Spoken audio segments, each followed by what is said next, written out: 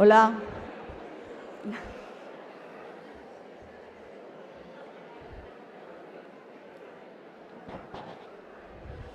A ver si se aplaca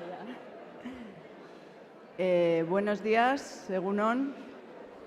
Vamos a empezar. Sabemos que falta un autobús de Bilbao, que han tenido un pequeño problema, pero como están esperando a que llegue el autobús que les recoja, vamos a empezar y bueno, pues ya cuando lleguen ellos que se incorporen. ¿Se oye? ¿No? No, eso... ¿Sí? Bueno, como digo, bienvenidos a esta reunión del Topaki, que este año nos corresponde a la Cáritas de Vitoria ejercer de anfitriones. Y yo, bueno, simplemente ahora voy a dar el paso. Aquí tenemos con nosotros a Nerea Melgosa, que es concejala de Empleo y Consumo Sostenible. ¿No he dicho mal? No. Del Ayuntamiento, bueno, concejala del Ayuntamiento. Y a don Juan Carlos, que es el obispo de Vitoria. Y ellos nos van a decir unas palabras de bienvenida tanto a la ciudad como a la diócesis. Así que le paso la palabra primero a don Juan Carlos. Egunon guztioi, ongi etorriak.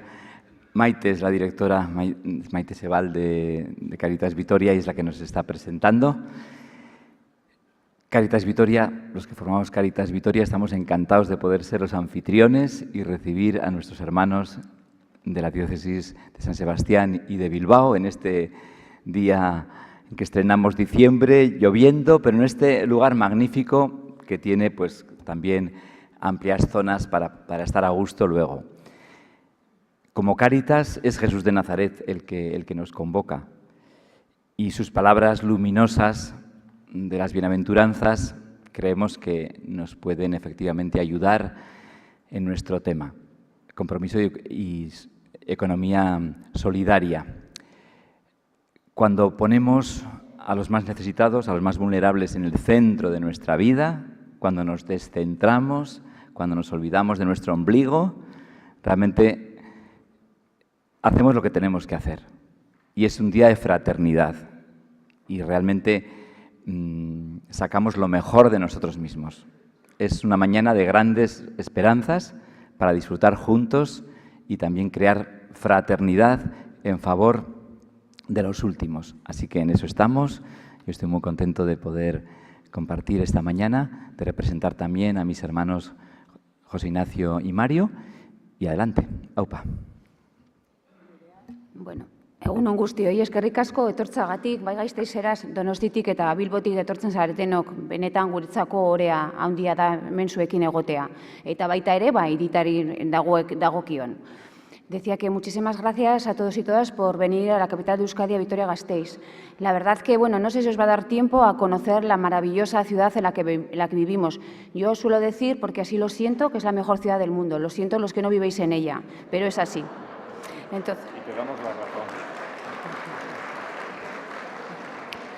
pero no solamente porque tenemos un gran anillo verde que está siendo premiado continuamente, sino porque tenemos el mejor capital, el capital humano. Y yo creo que es importante. Cáritas es solamente una de las señas de identidad de Vitoria-Gasteiz. No solamente por el gran equipo que lo conforma. Yo hace muchos años que conozco a Cáritas y personalmente a muchas personas. Incluso creo que decisiones de mi vida han sido tomadas gracias a ese apoyo que pude tener en un momento con Cáritas. Por lo cual yo creo que darle gracias a Cáritas. Porque la ciudad la conformamos todos y todas. Aquellas personas que comentaba don Juan Carlos necesitadas, aquellas personas más pudientes, pero el hacerse unos a otros, el acompañarnos, yo creo que en el día a día es lo que nos hace humanos y nos hace sostenibles. Y que en este momento, esta semana, sabéis que hemos recibido otro premio más por el tema del anillo verde, por el tema de las ODS, ¿no?, que están de moda. Ahora, pero yo creo que movimientos como Cáritas, movimientos como el de la Iglesia, yo creo que llevan las ODS ya interiorizadas. A mí, cuando estudié la carrera, me hablaban, ¿no?, de que Jesús había sido una de las primeras personas que había, bueno, repartido entre los demás, o por lo menos se hablaba de ese tema del comunismo, del socialismo, y no tengo muy claro el ismo que nos tocaba en aquel momento, pero sí que es verdad que yo creo que personas tan importantes que son el eje central de nuestra vida, los políticos al final nos debemos hacer el bien común, bueno, pues tenemos que seguir caminos tan importantes como el que nos marcó Jesús. Por lo cual, bienvenidos, bienvenidas a la mejor capital del mundo, pero sobre todo a la mejor ciudad porque lo hacen sus habitantes. Y uno de ellos es el movimiento de Cáritas. Eskerrik asko.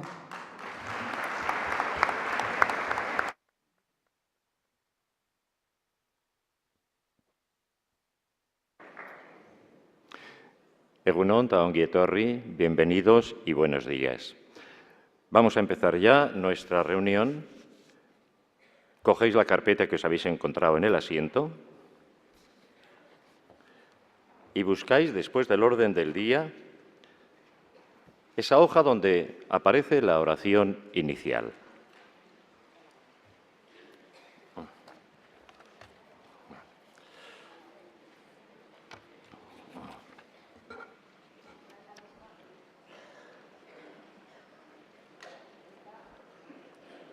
No os preocupéis porque lo que vamos a escuchar y recitar casi nos lo sabemos de memoria. Bien, las bienaventuranzas centran nuestra asamblea de hoy, porque ellas son las que impulsan día a día nuestra presencia y nuestra actividad en Cáritas. Las vamos a escuchar, las vamos a leer y vamos a caer en la cuenta de que las bienaventuranzas de Jesús son promesas paradójicas que anuncian la presencia de Dios en las actividades comprometidas. Sostienen nuestra esperanza cuando las dificultades arrecian. Nos vacunan frente al miedo al riesgo evangelizador. Nos motivan a buscar nuevos caminos de fraternidad evangélica, a la altura de los tiempos y a la altura de las dificultades. Incrementan el reino de Dios y su presencia en medio de nosotros y, como se nos ha dicho, en nuestras ciudades. Iluminan y orientan nuestras actividades de Cáritas entre los pobres, que son, lo sabemos, los preferidos del Padre. Son, por tanto, ideal de vida cristiana y garantía de autenticidad evangélica. Las vamos a escuchar y, sobre todo, las vamos a acoger para que ellas impregnen nuestra identidad y empapen nuestro quehacer en Cáritas día tras día. Del Evangelio de San Mateo. Al ver Jesús el gentío, subió al monte. Se sentó y se acercaron los discípulos, y él les enseñaba diciendo, todos, bienaventurados los pobres en el espíritu, porque de ellos es el reino de los cielos.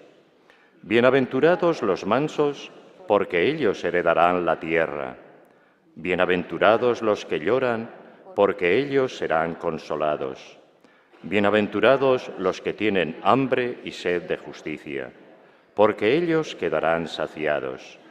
Bienaventurados los misericordiosos, porque ellos alcanzarán misericordia. Bienaventurados los limpios de corazón, porque ellos verán a Dios.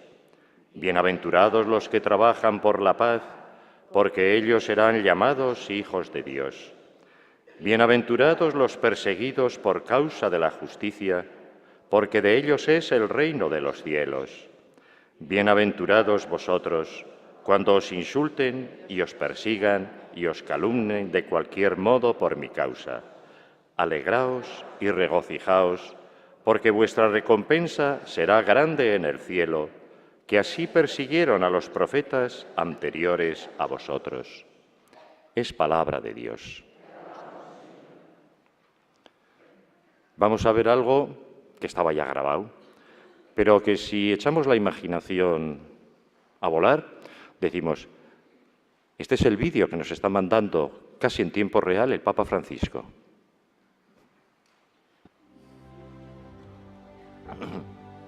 La economía no puede pretender solo aumentar la rentabilidad, reduciendo el mercado laboral y creando así nuevos excluidos.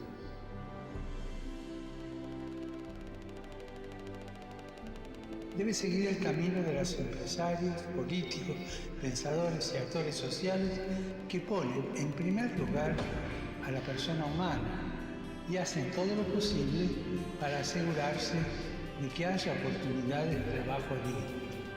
Hacemos la voz juntos para que los responsables del pensamiento y de la gestión de la economía tengan el coraje de refutar una economía de expansión y sepan abrir nuevos caminos.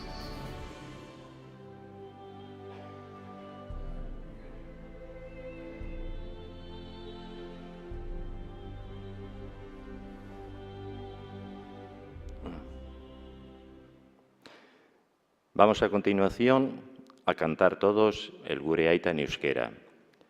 No es que el Gure Aita vaya a cerrar este momento de nuestra oración, lo va a hacer, pero ojalá el Gure Aita esté presente en todo nuestro encuentro y en toda nuestra vida en Cáritas y en la realidad donde estamos metidos.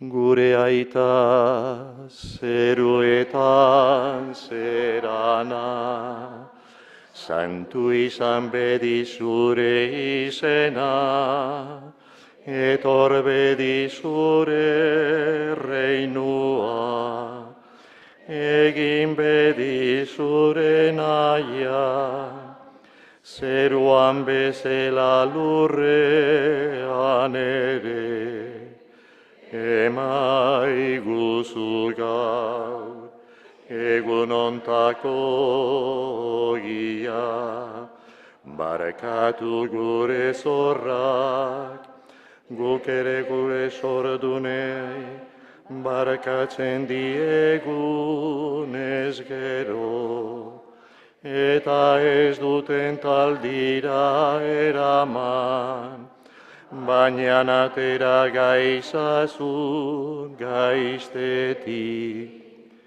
Pues muy bien, que todo lo que vamos a vivir hoy aquí, esta mañana, y todo lo que vivimos a lo largo de los días y de los años en Cáritas, lo hacemos en el nombre del Padre, del Hijo y del Espíritu Santo. Amén. Muchas gracias. Eskerrik asko.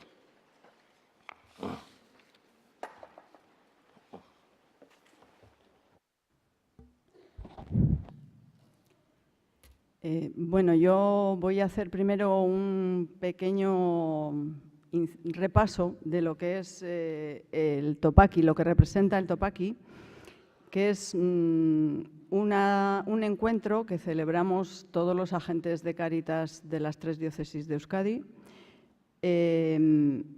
y que tiene un inicio formativo, pero que es más una excusa, un pretexto para encontrarnos, para contrastar opiniones, para compartir experiencias. Y este año, como hilo conductor, hemos elegido el lema Compromiso y Economía Solidaria. Voy a hacer un poco, tenéis todos en la carpeta que tenéis en el asiento, tenéis aquí el orden del día. Os voy a repasar un poco rápidamente. Primero va a haber una conferencia que llevará por título Economía de las Bienaventuranzas, que nos la va a presentar Carlos Ballesteros, que luego le presentaré más despacio. Deciros que va a haber una rueda de preguntas posterior a la conferencia, pero por agilizar el tema, pues se os ha puesto también un papelito, una hojita en la carpeta en la cual podéis ir apuntando las preguntas que se os ocurran para hacerle, y las azafatas que están por ahí os las recogen. Si alguno quiere que le recojan el papel, pues que se las entregue, y ellas luego al final las presentarán pues más o menos ordenadamente para agilizar.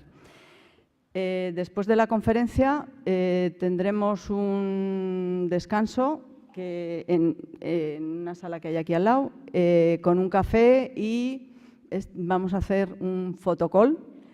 Están preparados, bueno, os pedimos un poco de agilidad, de que nadie se enganche a la cámara, porque aquí a ver si conseguimos que pase todo el mundo. Hay unos cartelitos que se han preparado con mensajes relativos al tema, y bueno, pues intentaremos hacer fotografías en grupo y que sea un poco ágil.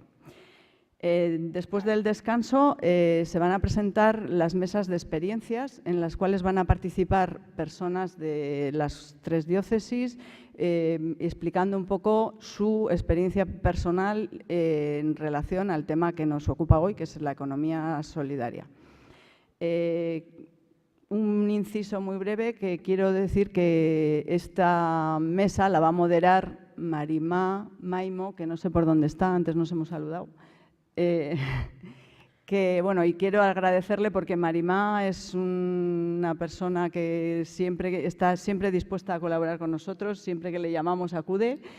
Ella es de Camerún, tiene estudios de periodismo, lleva como 5 o 6 años, me ha dicho antes, en Vitoria y ha trabajado en distintos programas de Cáritas y ahora trabaja como voluntaria en un grupo de mujeres de la zona que le corresponde a ella, que es la zona este. Después de la mesa de experiencias habrá una dinámica final y terminaremos con una comida. Por organizar un poco, tenemos como salas esta sala, que es la sala María de Maestu, y tenemos también, y aquí es donde haremos la mesa de experiencias y la charla. Y después tenemos otra sala por la que los que estáis aquí abajo podéis pasar por esta puerta de aquí y los que estén arriba, que todavía no han llegado, pueden pasar por detrás. Ahí se harán el café, el fotocall y la comida del final. Me han pedido desde la organización que os diga que estéis un poco atentos a los tiempos para no retrasarnos demasiado, porque como hay que ir y venir, ir y volver, pues que estemos un poco pendientes del horario para...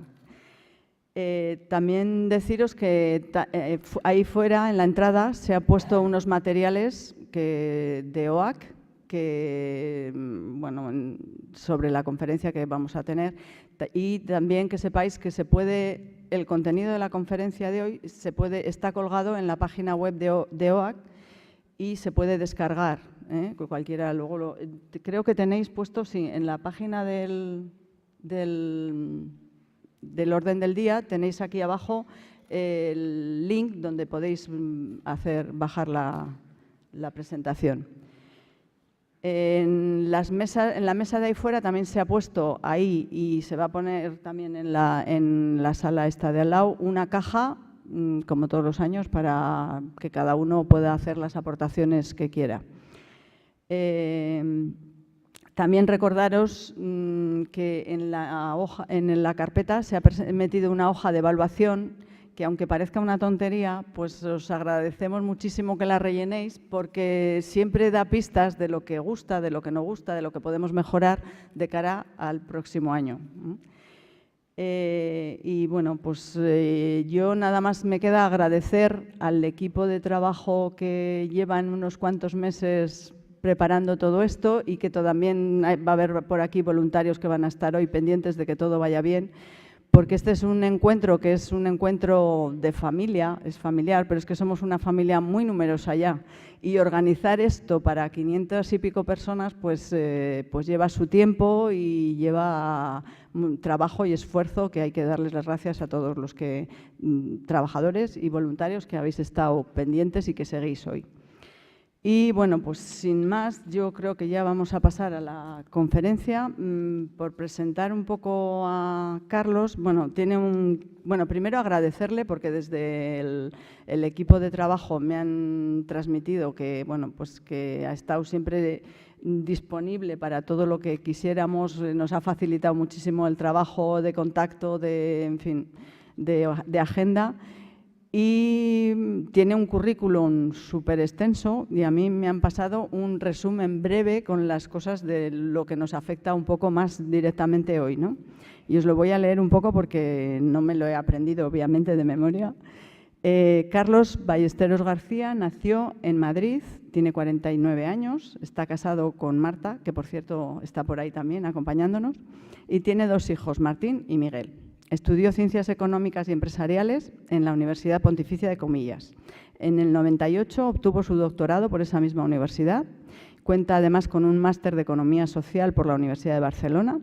En el 92 empezó su docencia en la Facultad de Ciencias Económicas y Empresariales, donde enseña fundamentos de marketing, comportamiento del consumidor, ética del marketing y un módulo de comercio justo y consumo responsable. Es también profesor voluntario de Marketing Internacional en el Jesuit Commons Higher Education in the Margins, iniciativa que imparte estudios superiores en campos de refugiados de África y Asia.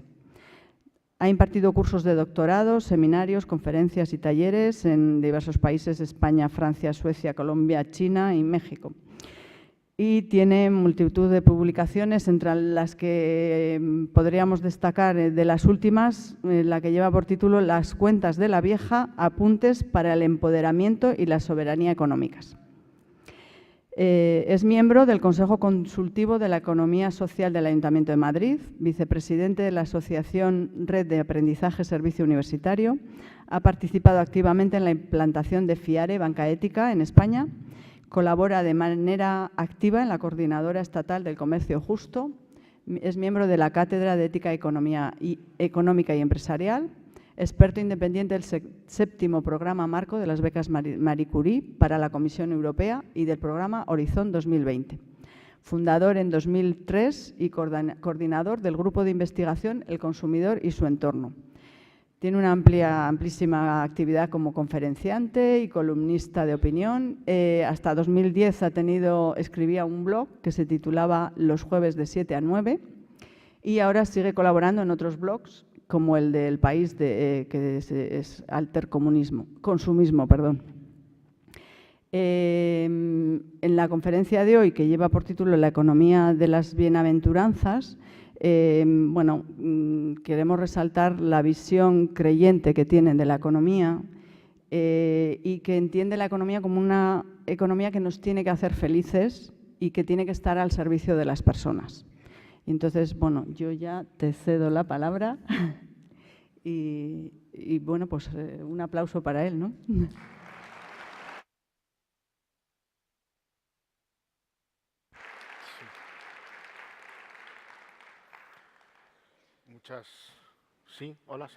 Muchas gracias por esta extensa y bonita presentación, que a veces uno se queda abrumado, ¿no? Voy a hacer dos confesiones. Una, estoy abrumado por esta presentación, pero también estoy abrumado.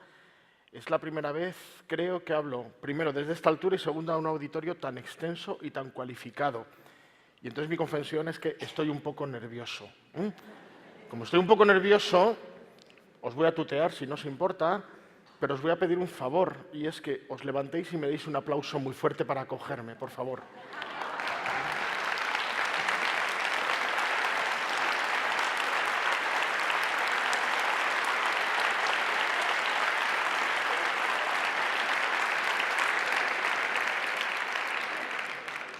Muchas gracias. Ya le puedo decir a mi madre que he triunfado. ¿Vale? Ya con esto está todo hecho. Muy bien. Buenos días, egunon. Es de las pocas palabras que sé decir en euskera. La otra que me sale es el eskerrik asko. Y quiero empezar también con el eskerrik asko, que me parece muy importante.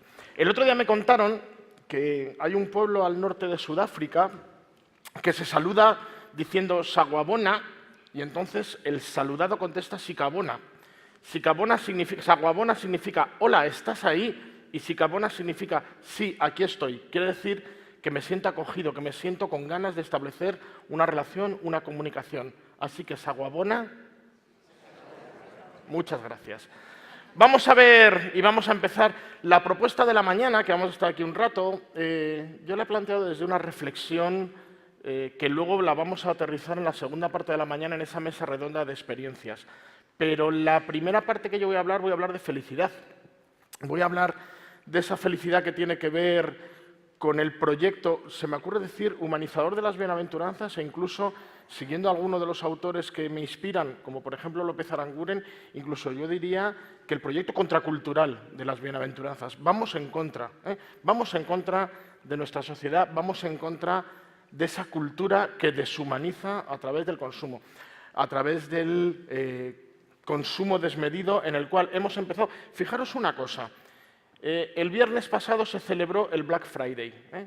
Todos creo que lo conocéis ya porque se nos ha ido poniendo desde hace unos años. Es verdad que el Black Friday nace hace muchísimos años en Estados Unidos, el viernes después del Jueves Acción de Gracias, aprovechando que el Jueves Acción de Gracias en Estados Unidos es una fiesta que une a todas las personas de Estados Unidos, mucho más que la Navidad, que solo la celebran una parte de los norteamericanos, aquellos que tienen el cristianismo como religión, pero el Día de Acción de Gracias lo hacen todos, es la gran fiesta nacional.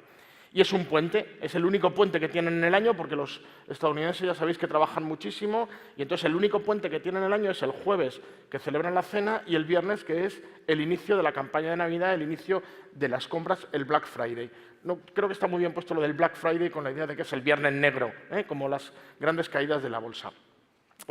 Eso es verdad que lo hemos empezado a celebrar en nuestra cultura, en nuestra España, desde hace unos años, 6, 7 años es cuando han empezado a venir con esa idea, pero fijaros que desde que empieza el Black Friday, es verdad que mañana empieza el Adviento, pero eso es contracultural, empieza el Black Friday, luego empieza la campaña navideña, y no hablo de la Navidad con mayúsculas, sino que hablo de la campaña navideña esta de venga, consume, compra, come, ponte hasta arriba de cosas y gasta todo lo que puedas con tu tarjeta. El 7 de enero empezaban, ahora empiezan un poquito antes, las rebajas de enero. Después de las rebajas de enero enseguida nos va a venir San Valentín, después va a venir el Día del Padre, después el Día de la Madre y después van a venir las rebajas de verano. El único mes de vacaciones que tenemos los consumidores es octubre, porque luego viene la vuelta al cole, si os habéis dado cuenta, ¿vale? Entonces, octubre es el único mes que hemos tenido de vacaciones los consumidores y las consumidoras, y ahora ya hemos empezado en esa pues fiebre consumista, fiebre de gasta, gasta, porque se nos ofrece la felicidad. Esto que he puesto aquí no me lo he inventado yo. Esto es un anuncio de radio de mi ciudad, en Madrid, un centro comercial que estaba de capa caída después de la crisis económica y se anunciaba por la radio de esta manera. Era después de la crisis, vuelve a comprar sin remordimientos. Fijaros el mensaje que me está lanzando.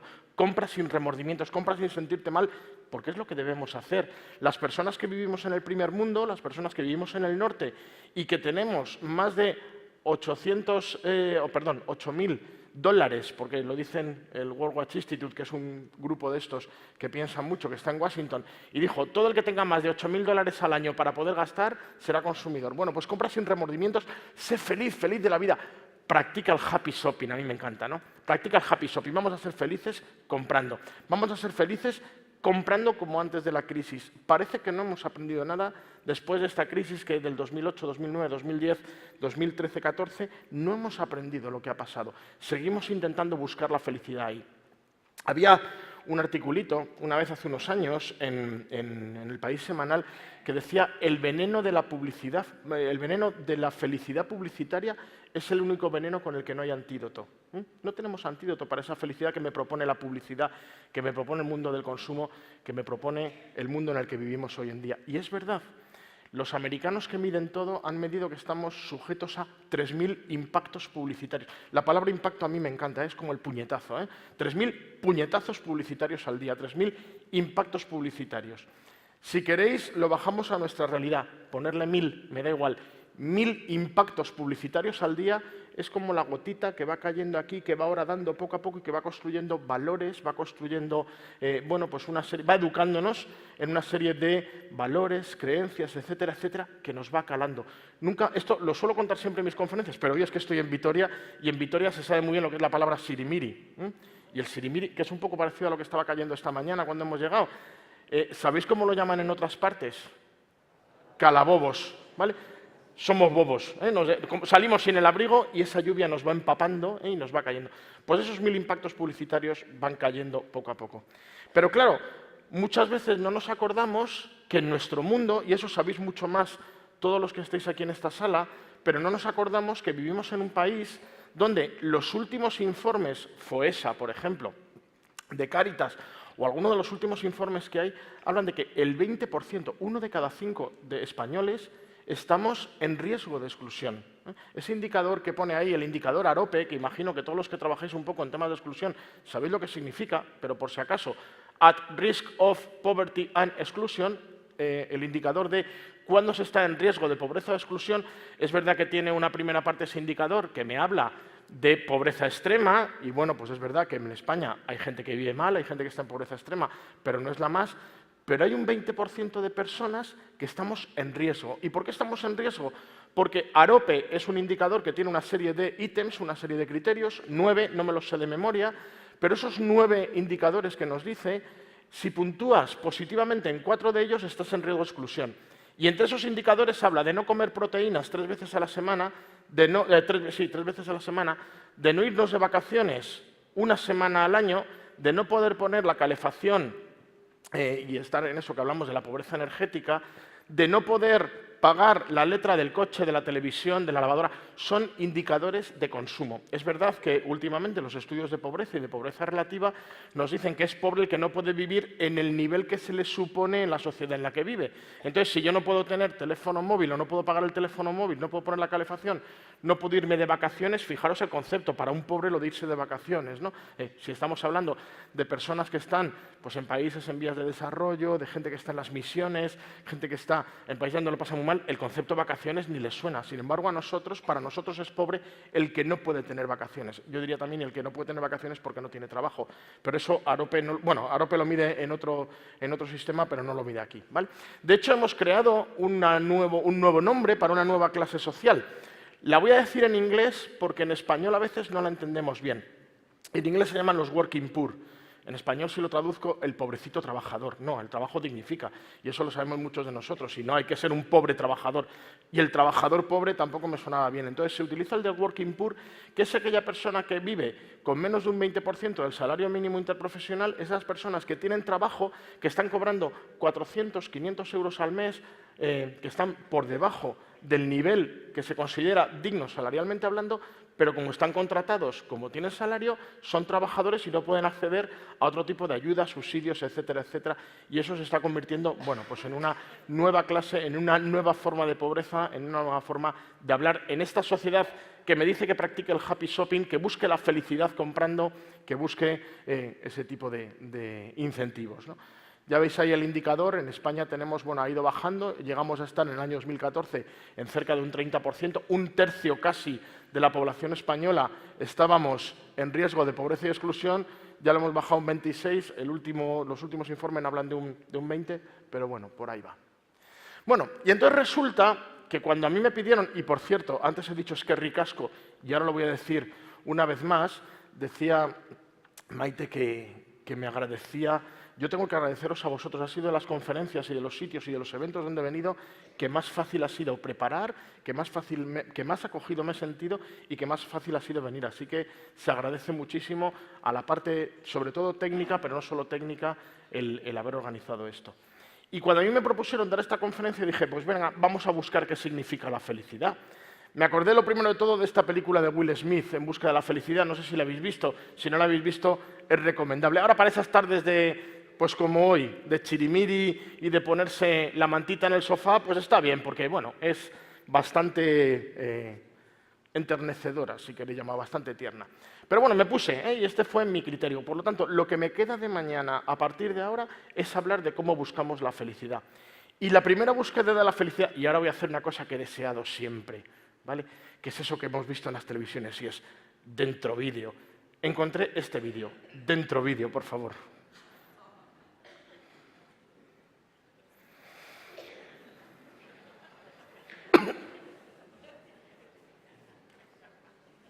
Y esos son los temas.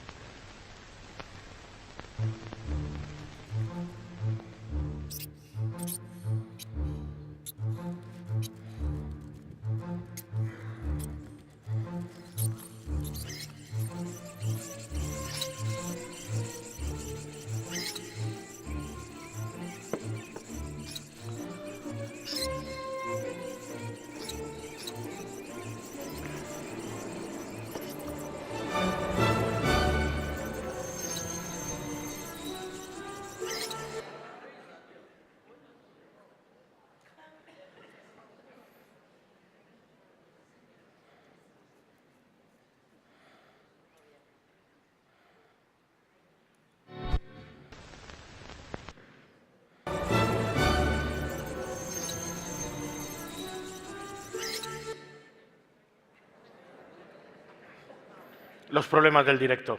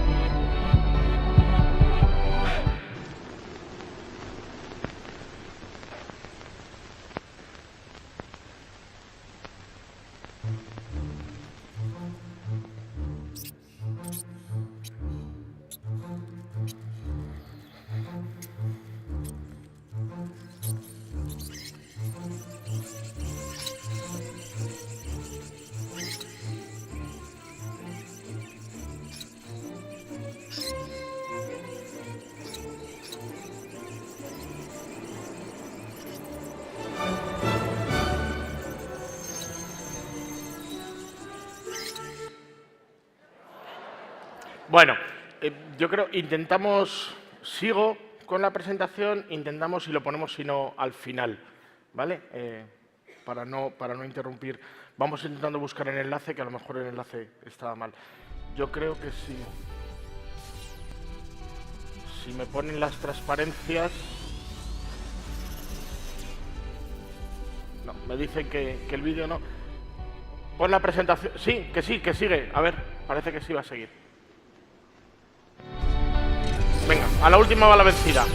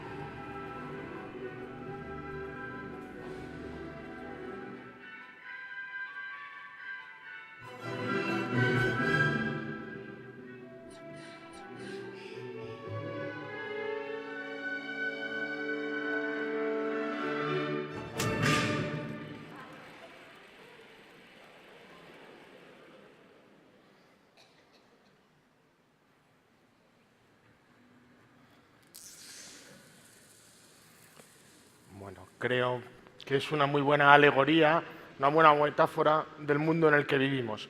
Seguía buscando la felicidad y entonces me fui a ese buscador de felicidad que tenemos todos en nuestras casas, que se llama Google, y entonces puse la palabra buscar la felicidad. Lo veis ahí arriba, lo pongo yo, ¿vale? Buscar la felicidad. Perdón, que ya le he dado. Hoy la técnica no está conmigo, perdonadme. A ver.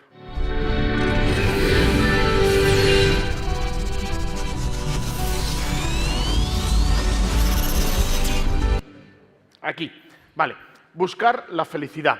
Me puse a buscar en Google lo de buscar la felicidad y encontré pues, todas esas frases motivadoras que ponemos en las tazas de donde desayunamos para cuando nos levantamos por la mañana totalmente con la legaña ahí antes de ducharnos y vamos a tomarnos el café, pues nos encontramos frases de deja de buscar en la felicidad, estás siempre en el mismo lugar donde la perdiste, a veces tienes que olvidarte de lo que opina el mundo y solo ser feliz. Bueno, la felicidad no consiste en lo que pasa a tu alrededor, sino en lo que pasa dentro de ti. Todas estas frases de autoayuda, de automotivación. Y eso es lo que pone Google. Yo ya digo que ahí lo he puesto, buscar la felicidad en imágenes, eso sí, y me da todas estas grandes frases.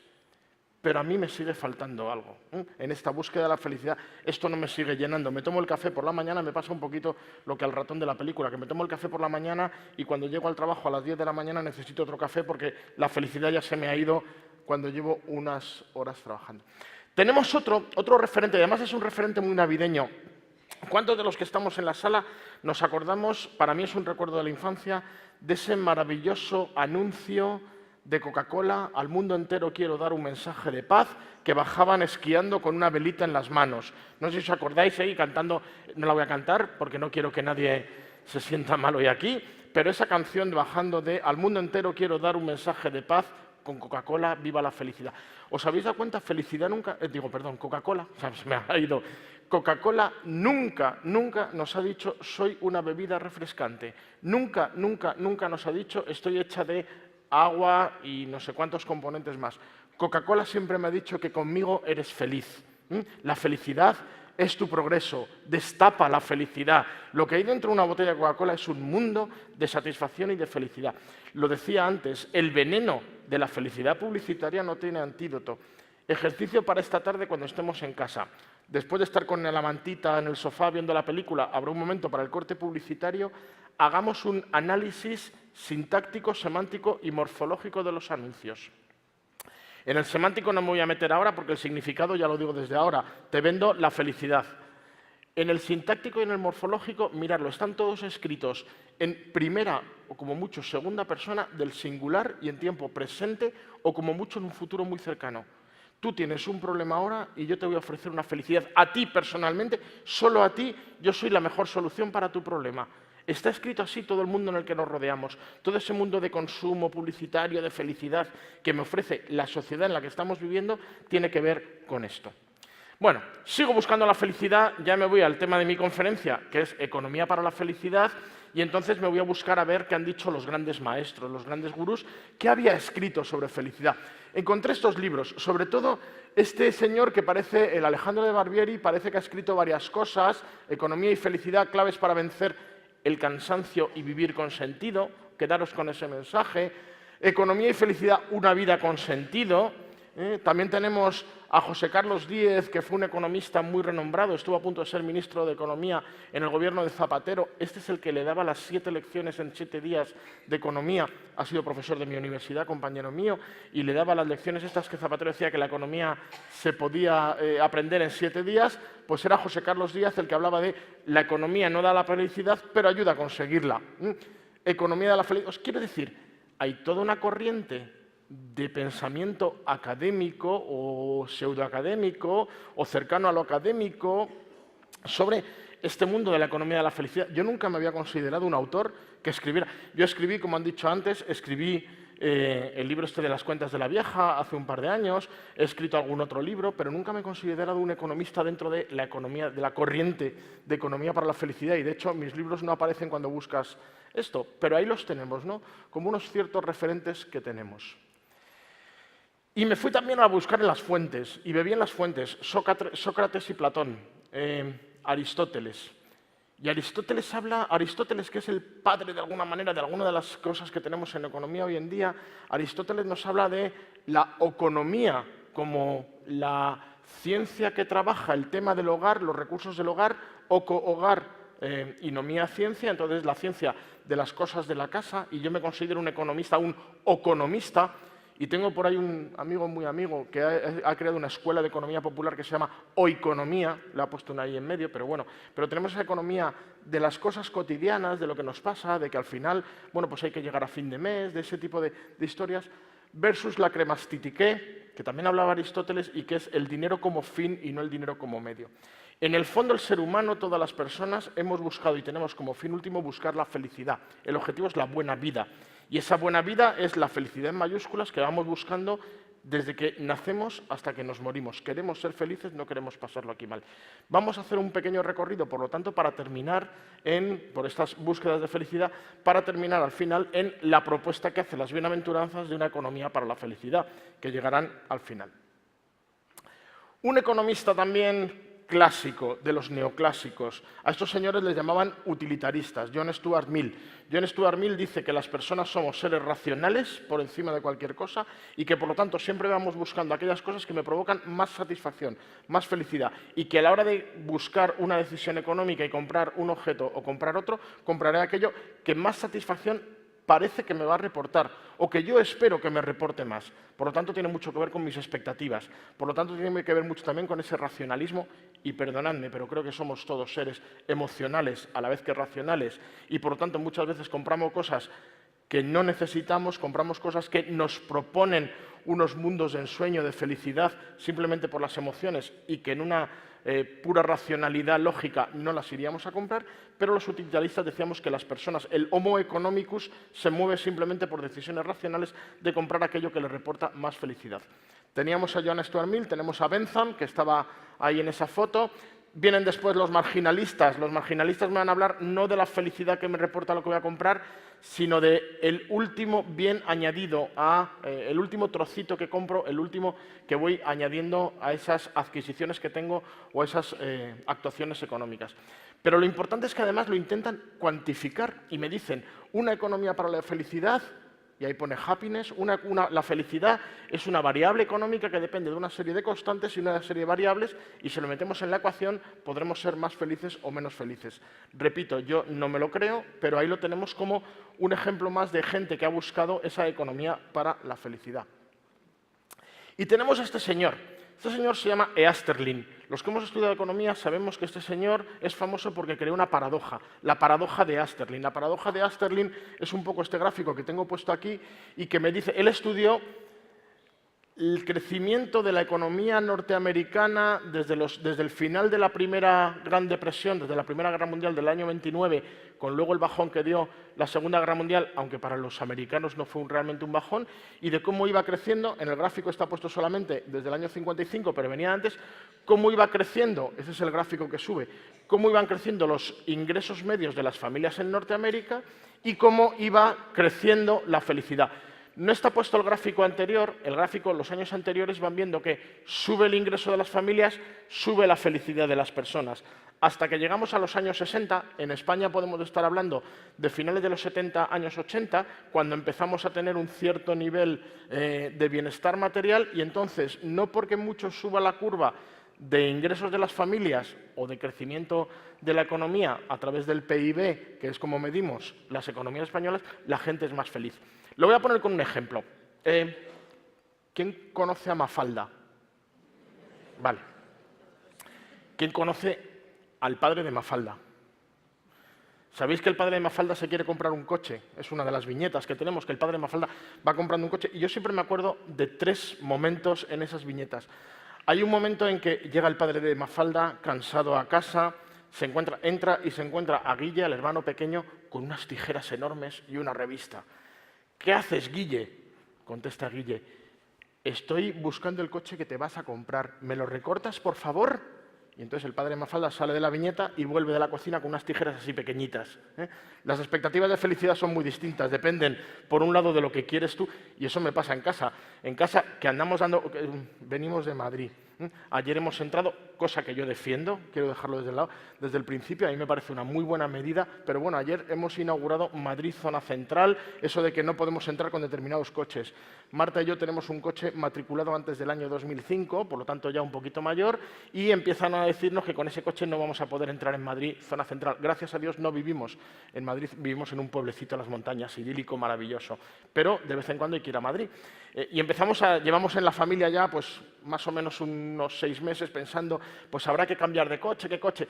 Mi hijo mayor está con las tijeras grandes, os lo puedo prometer. O sea, él ve un Audi, un Mercedes, un Porsche, te tienes que comprar este, papá. Y nosotros diciendo, sí, pues no, las tijeras pequeñitas, ¿vale? La felicidad la tenemos medida de formas distintas. Bueno, siguiente viñeta de Mafalda. Mafalda va andando por la calle con su amigo Felipe y le dice, ¿ves? Este es el carro que se va a comprar mi papá. Y Felipe la mira así, diciendo, extrañado. Y le dice Mafalda, sí, es el único auto donde lo importante siguen siendo las personas. En esa filosofía que tiene un poco Mafalda. Tercera viñeta, ya el padre se ha comprado el coche, está en la cama, son las 3 de la madrugada y de repente se levanta todo preocupado y se baja corriendo a la calle a ver si el coche estará bien cuidado, a ver si el coche está bien. Hemos incluido no felicidad, como pone aquí, hemos incluido una preocupación más en nuestra mochila. En vez de que las cosas nos den la felicidad, las cosas nos dan preocupaciones. Ahora tengo que preocuparme de mis hijos y del coche, porque al coche le pincharán la rueda, lo rayarán, etcétera, etcétera. Tenemos una preocupación más que añadir. Y eso es un poco lo que dice, la frase de aquí arriba no es de Easterlin, es de un pensador filósofo norteamericano que tiene un think tank muy interesante que se llama Richard Layard, y en el año 2004-2005 escribía en un libro que se llama La felicidad, precisamente, tenemos más comida, más ropa, más coches, casas más grandes, menos días de trabajo a la semana, mejor trabajo y sobre todo mejor salud. Y a pesar de ello no somos felices. Si queremos que la gente sea más feliz, tenemos que saber cuáles son las condiciones que generan la felicidad. Creo que todos los que estamos aquí, todos los que trabajamos en Cáritas, todos los que trabajamos en movimientos de iglesia, todos los que trabajamos en movimientos sociales, vamos en busca de esa felicidad. No, yo nací al mundo asociativo en el movimiento Scout. Y en el movimiento Scout yo me aprendí como el lema que decía el fundador de los Scouts, Baden-Powell, hay que dejar el mundo en mejores condiciones de como estaba cuando entraste en él y la verdadera felicidad es hacer felices a los demás. Y eso tiene que ver, y de hecho en mi trabajo intento, en la medida de lo posible, que a través de mis conocimientos, de mis clases y de lo que yo trabajo y de lo que escribo en economía, tratemos de hacer un poco felices a los demás. Pues ahí va. Sigo buscando la felicidad y me encuentro que hay un señor que es el rey de Bután. Es este señor que está aquí. El rey de Bután, y dice, cuando llega al trono, cuando sube al trono, dice, como rey, fijaros la frase que va a decir, y ahora quitar la palabra rey y poner presidente del gobierno de España, y me da igual el color político que tenga, poner presidente de una comunidad autónoma, poner alcalde, alcaldesa, poner lo que queréis, pero dice, como rey de una nación budista, mi obligación es garantizar vuestra felicidad. Discurso de toma de posesión o discurso de coronación del rey de Bután hace unos años. Como gobernante, mi obligación es buscar vuestra felicidad. Ahí lo dejo, señora concejala, porque ahí lo dejo, ¿vale? Pero me parece bien, no digo que no. Resulta que en Bután nacen de la tradición budista y ya un código legal en el año 1729 de Bután decía si el gobierno no puede crear felicidad para sus habitantes, entonces no hay razón para que tengamos gobierno. 1729. Buena frase. Este señor, cuando llega al trono, dice, voy a cambiar todos los indicadores de medida que tenemos. Si antes la medida de felicidad estaba equiparada al desarrollo, y el desarrollo era un desarrollo económico, y todos lo medíamos a través de ese indicador que los economistas nos hemos inventado, que se llama el Producto Interior Bruto, el PIB, la riqueza es tener más. Este señor dice, no, yo voy a crear el índice de felicidad bruta. Mi población se va a medir y las decisiones de gobierno se van a tomar no por el PIB. En España también usamos a veces lo del salario mínimo interprofesional, que ahora lo tenemos muy en boga, ¿no? Pero no lo vamos a medir solamente en indicadores de economía, lo vamos a medir también en indicadores de felicidad. ¿Y qué hay dentro de mi felicidad? Que haya un desarrollo económico sostenible, por lo tanto, permanente en el tiempo, que no sea hoy estamos muy bien y mañana estamos muy mal, como algún gráfico de los que os he enseñado. e igualitario, equitativo. Luego hablaremos al final de la conferencia un poco de esta parte de la equitativa, pero un desarrollo igualitario, sostenible, equitativo para todos. Lo segundo, que respete el medio ambiente, tiene que ver un poco a lo mejor con lo que estábamos hablando de Vitoria Green y de esta capital que tenemos aquí, pero que respete la naturaleza, el medio, la armonía que tenemos con el medio ambiente. Vámonos al Papa Francisco y el Laudato Si a cuidar la casa común, si queréis, y eso lo tenemos también como mantra o como obligación para el Gobierno. Que preserve y promueva la cultura, y eso también está en mi índice de gobierno, no solamente como una declaración, sino que lo tenemos medido y tomamos decisiones de acuerdo a ese índice. Y lo último, que tengamos un buen gobierno, una buena gobernanza, corrupción, pensar en los demás, etcétera, etcétera. Bueno, pues ahí estaría metido y ya veo. Es verdad que ahora mismo en Bután hay algunas dudas sobre si esto está saliendo o no, sobre si este indicador está llevando a buenas puertos o no. Es verdad que empieza a haber paro, es verdad que empieza a haber algunas críticas a este sistema, pero como referente a mí me vale. Y además como referente de una economía que viene de una tradición religiosa totalmente distinta a la nuestra, de una cultura religiosa, pero que emana de lo espiritual, ¿vale? Que lo espiritual, lo trascendental, nos está haciendo tomar decisiones en lo cotidiano, en la economía, en la oconomía, en nuestro día a día, y a mí eso me parece importante. Salto de continente totalmente y me voy a Ecuador. Y en Ecuador, no voy a leer todo lo que pone la transparencia, pero en Ecuador y en los países de tradición latinoamericana, inca, azteca, maya, tienen el buen vivir, el sumac causai. Y en el sumac causai también tienen eso. Y Ecuador lo ha tomado o lo tomó como una línea de gobierno también. Tenemos que aprender ese buen vivir, tenemos que buscar la felicidad de nuestros ciudadanos, de nuestras ciudadanas, en las decisiones de todos los días, en las decisiones de los gobiernos, en las decisiones de las empresas, en las decisiones de los consumidores y de los bancos, a través de esa idea de crear libertades, oportunidades, capacidades reales, tener en cuenta el territorio y no solamente tener en cuenta a las personas y al territorio y no solamente al dinero, etcétera, etcétera. Y lo tenemos como otro referente que también nace un poquito de una cierta cosmogonía o de una cierta espiritualidad diferente, pero ahí está. Bien. Y vamos llegando, no digo al final de la charla, pero sí vamos llegando un poquito a esta idea que nos ha traído hoy aquí. Vamos a hablar de las bienaventuranzas. Hemos empezado la mañana leyendo el texto de las bienaventuranzas. Hace un año ahora, más o menos, yo escribí este pequeño cuaderno. Aquí no he venido a vender mi libro, obviamente, pero sí es verdad que es una forma de presentar lo que él dice. No he venido a vender mi libro porque creo que cuesta €1. Es un libro escrito, un cuaderno escrito a petición de la OAC, que estuvimos hablando de cómo generar un instrumento para poder hablar de esto, y escribí Economía de las Bienaventuranzas, siguiendo un poquito esa línea que yo decía ahí, de las bienaventuranzas son una contracultura que humaniza, que decía Luis González Carvajal. Antes he dicho López Aranguren, González Carvajal, perdón. En esa contracultura. Vamos en contra de esos ratones, de esas ratas que hemos visto en el vídeo antes. Nosotros vamos nadando contracorriente. El libro empieza diciendo algo así como que Jesucristo se subió a la montaña y fue uno de los primeros, si lo ponemos en esa... Y reconozco que yo no soy ni teólogo ni estudioso del tema y por lo tanto, pues me lo he llevado un poco a mi terreno. Pero Jesucristo, cuando se sube a la montaña y da su sermón de la montaña, es el primer mitin político de la historia, casi.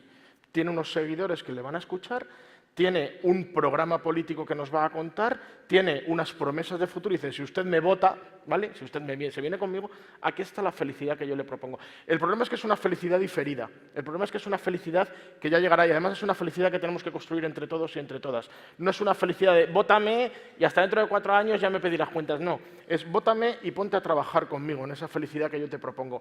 Y por eso viene un poco esa contracultura que nos está ofreciendo, ¿no? Porque nos está diciendo, poneos a trabajar por el reino, poneos a trabajar por la felicidad en el aquí y en el ahora. Es verdad que nos habla de unos bienaventurados los que lloran porque en el futuro habrá una promesa, no sé qué, de un reino y de unas tal, ya, pero hay que construirlo desde hoy. Y ese es un poco lo que yo he querido seguir con mi libro, ¿vale? Lo primero es que ese cuadernito o esa idea que yo tengo aquí, lo primero es que no tiene que ver, o lo primero es que también me he ido a leer un poco esas fuentes de qué hemos dicho hasta ahora, ¿vale? Y muchas veces en la Iglesia hemos visto que el dinero era sucio, que el dinero, bueno, si estabas en una congregación religiosa y te tocaba ser el ecónomo, la ecónoma, el administrador, pobrecito, la que le ha caído, ¿vale? Si estás en una parroquia y te tocan las cuentas, pobrecito. Los demás no queremos saber nada, ¿vale? La parte, y perdonadme que lo hable así, luego si queréis en el debate podemos profundizar un poco más, pero es verdad que hasta hace unos años llevar la economía, llevar las cuentas era algo sucio, escondido, horrible, tabú, que no nos tocaba. Nosotros hacíamos apostolado por otros sitios, nosotros hacíamos trabajo social, nosotros tal, y las cuentas llevan por otro lado. Desde hace unos años, quizás porque hay muchas más propuestas y quizás porque también han venido otros aires y hemos tenido varias encíclicas, no solamente de Francisco, también tuvimos la Caritas in Veritate, por ejemplo, también nos contaba temas de economía social y previo a eso, y por supuesto toda la doctrina social de la Iglesia, nos ha ido contando que la economía es una buena herramienta del apostolado, que con la economía, con las decisiones económicas, podemos trabajar muy bien el reino. Y eso es un poco lo que yo voy a poneros a partir de ahora en las próximas 4 o 5 transparencias. ¿Cómo podemos construir reino? ¿Cómo podemos construir bienaventuranzas? Desde las decisiones cotidianas. Por supuesto en nuestras comunidades, en nuestras congregaciones, en nuestras cáritas diocesanas, en nuestros cáritas parroquiales, pero por supuesto también en nuestros hogares y en nuestras familias. ¿Cómo podemos tomar unas decisiones que construyan un mundo mejor para mí y para todas las personas? ¿Cómo podemos dejar el mundo en mejores condiciones de cómo estaba cuando entramos en él? Etcétera, etcétera. Porque hasta ahora, lo que a veces nos han contado o ha parecido que nos decía la Biblia, y repito, yo no soy teólogo, pero aquello de nadie puede servir a Dios y al dinero, es verdad que lo podemos interpretar de muchas maneras. Yo creo que sí se puede servir a Dios desde el dinero, y eso es un poco lo que vengo a trasladar. Pero es verdad que si lo cojo literalmente, pues hay algunos textos que me hablan de dar al César lo que es del César y a Dios lo que es de Dios. Dejemos lo crematístico, lo cotidiano, lo del día a día. Bueno, pues yo creo que a veces se pueden hacer cosas. Y a mí el texto que más me inspira es el de los Hechos de los Apóstoles, que creo que todos los que trabajamos un poco este tema de economía comunitaria, de economía común, economía para el bien común, desde una postura creyente, pues lo solemos poner, ¿no? Ese de tenían en común todas las cosas y vendían todas sus propiedades y sus bienes y los repartían a todos según la necesidad de cada uno. Recordar este texto, la penúltima transparencia de mi presentación, volverá a hacer referencia a este texto de los Hechos de los Apóstoles, ¿vale? De las primeras comunidades cristianas que para mí son en algunos momentos pues, un modelo a seguir. Vale, vamos a las bienaventuranzas. Las divido en tres bloques de bienaventuranzas. Y empiezo, perdonadme que lo diga así, repito que no vengo desde una postura teológica y entonces a veces, bueno, pues voy un poco, me lo llevo un poquito a mi terreno, pero voy a empezar por las bienaventuranzas blandas. Los que lloran, los mansos, los pobres. Bien, sí. Es verdad que la Iglesia ha tenido siempre vocación de pobreza, ha tenido vocación de estar al lado de los que sufren, al lado de los que menos tienen, y ahí lo tenemos de esas bienaventuranzas de las pobrezas, ¿no? Yo esto me lo voy a llevar, los que lloran y los mansos, yo esto me lo voy a llevar a un terreno ecológico-económico. Y ese terreno ecológico-económico se llama el decrecimiento.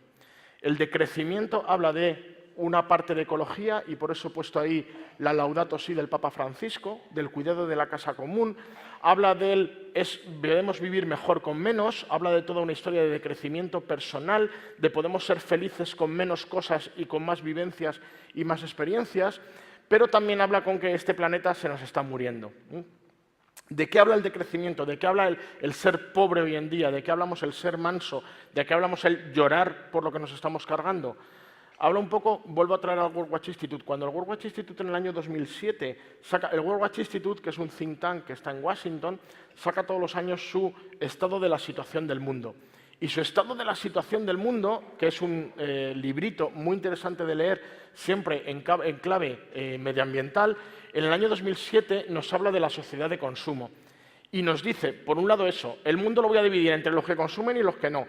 1.200 millones de personas en el mundo, de los 7.000 casi que había en aquel momento, éramos consumidores, un tercio de la población, un poquito menos de un tercio, un cuarto de la población, éramos consumidores y consumidoras. Teníamos más de 8.000 dólares al año para gastarnos.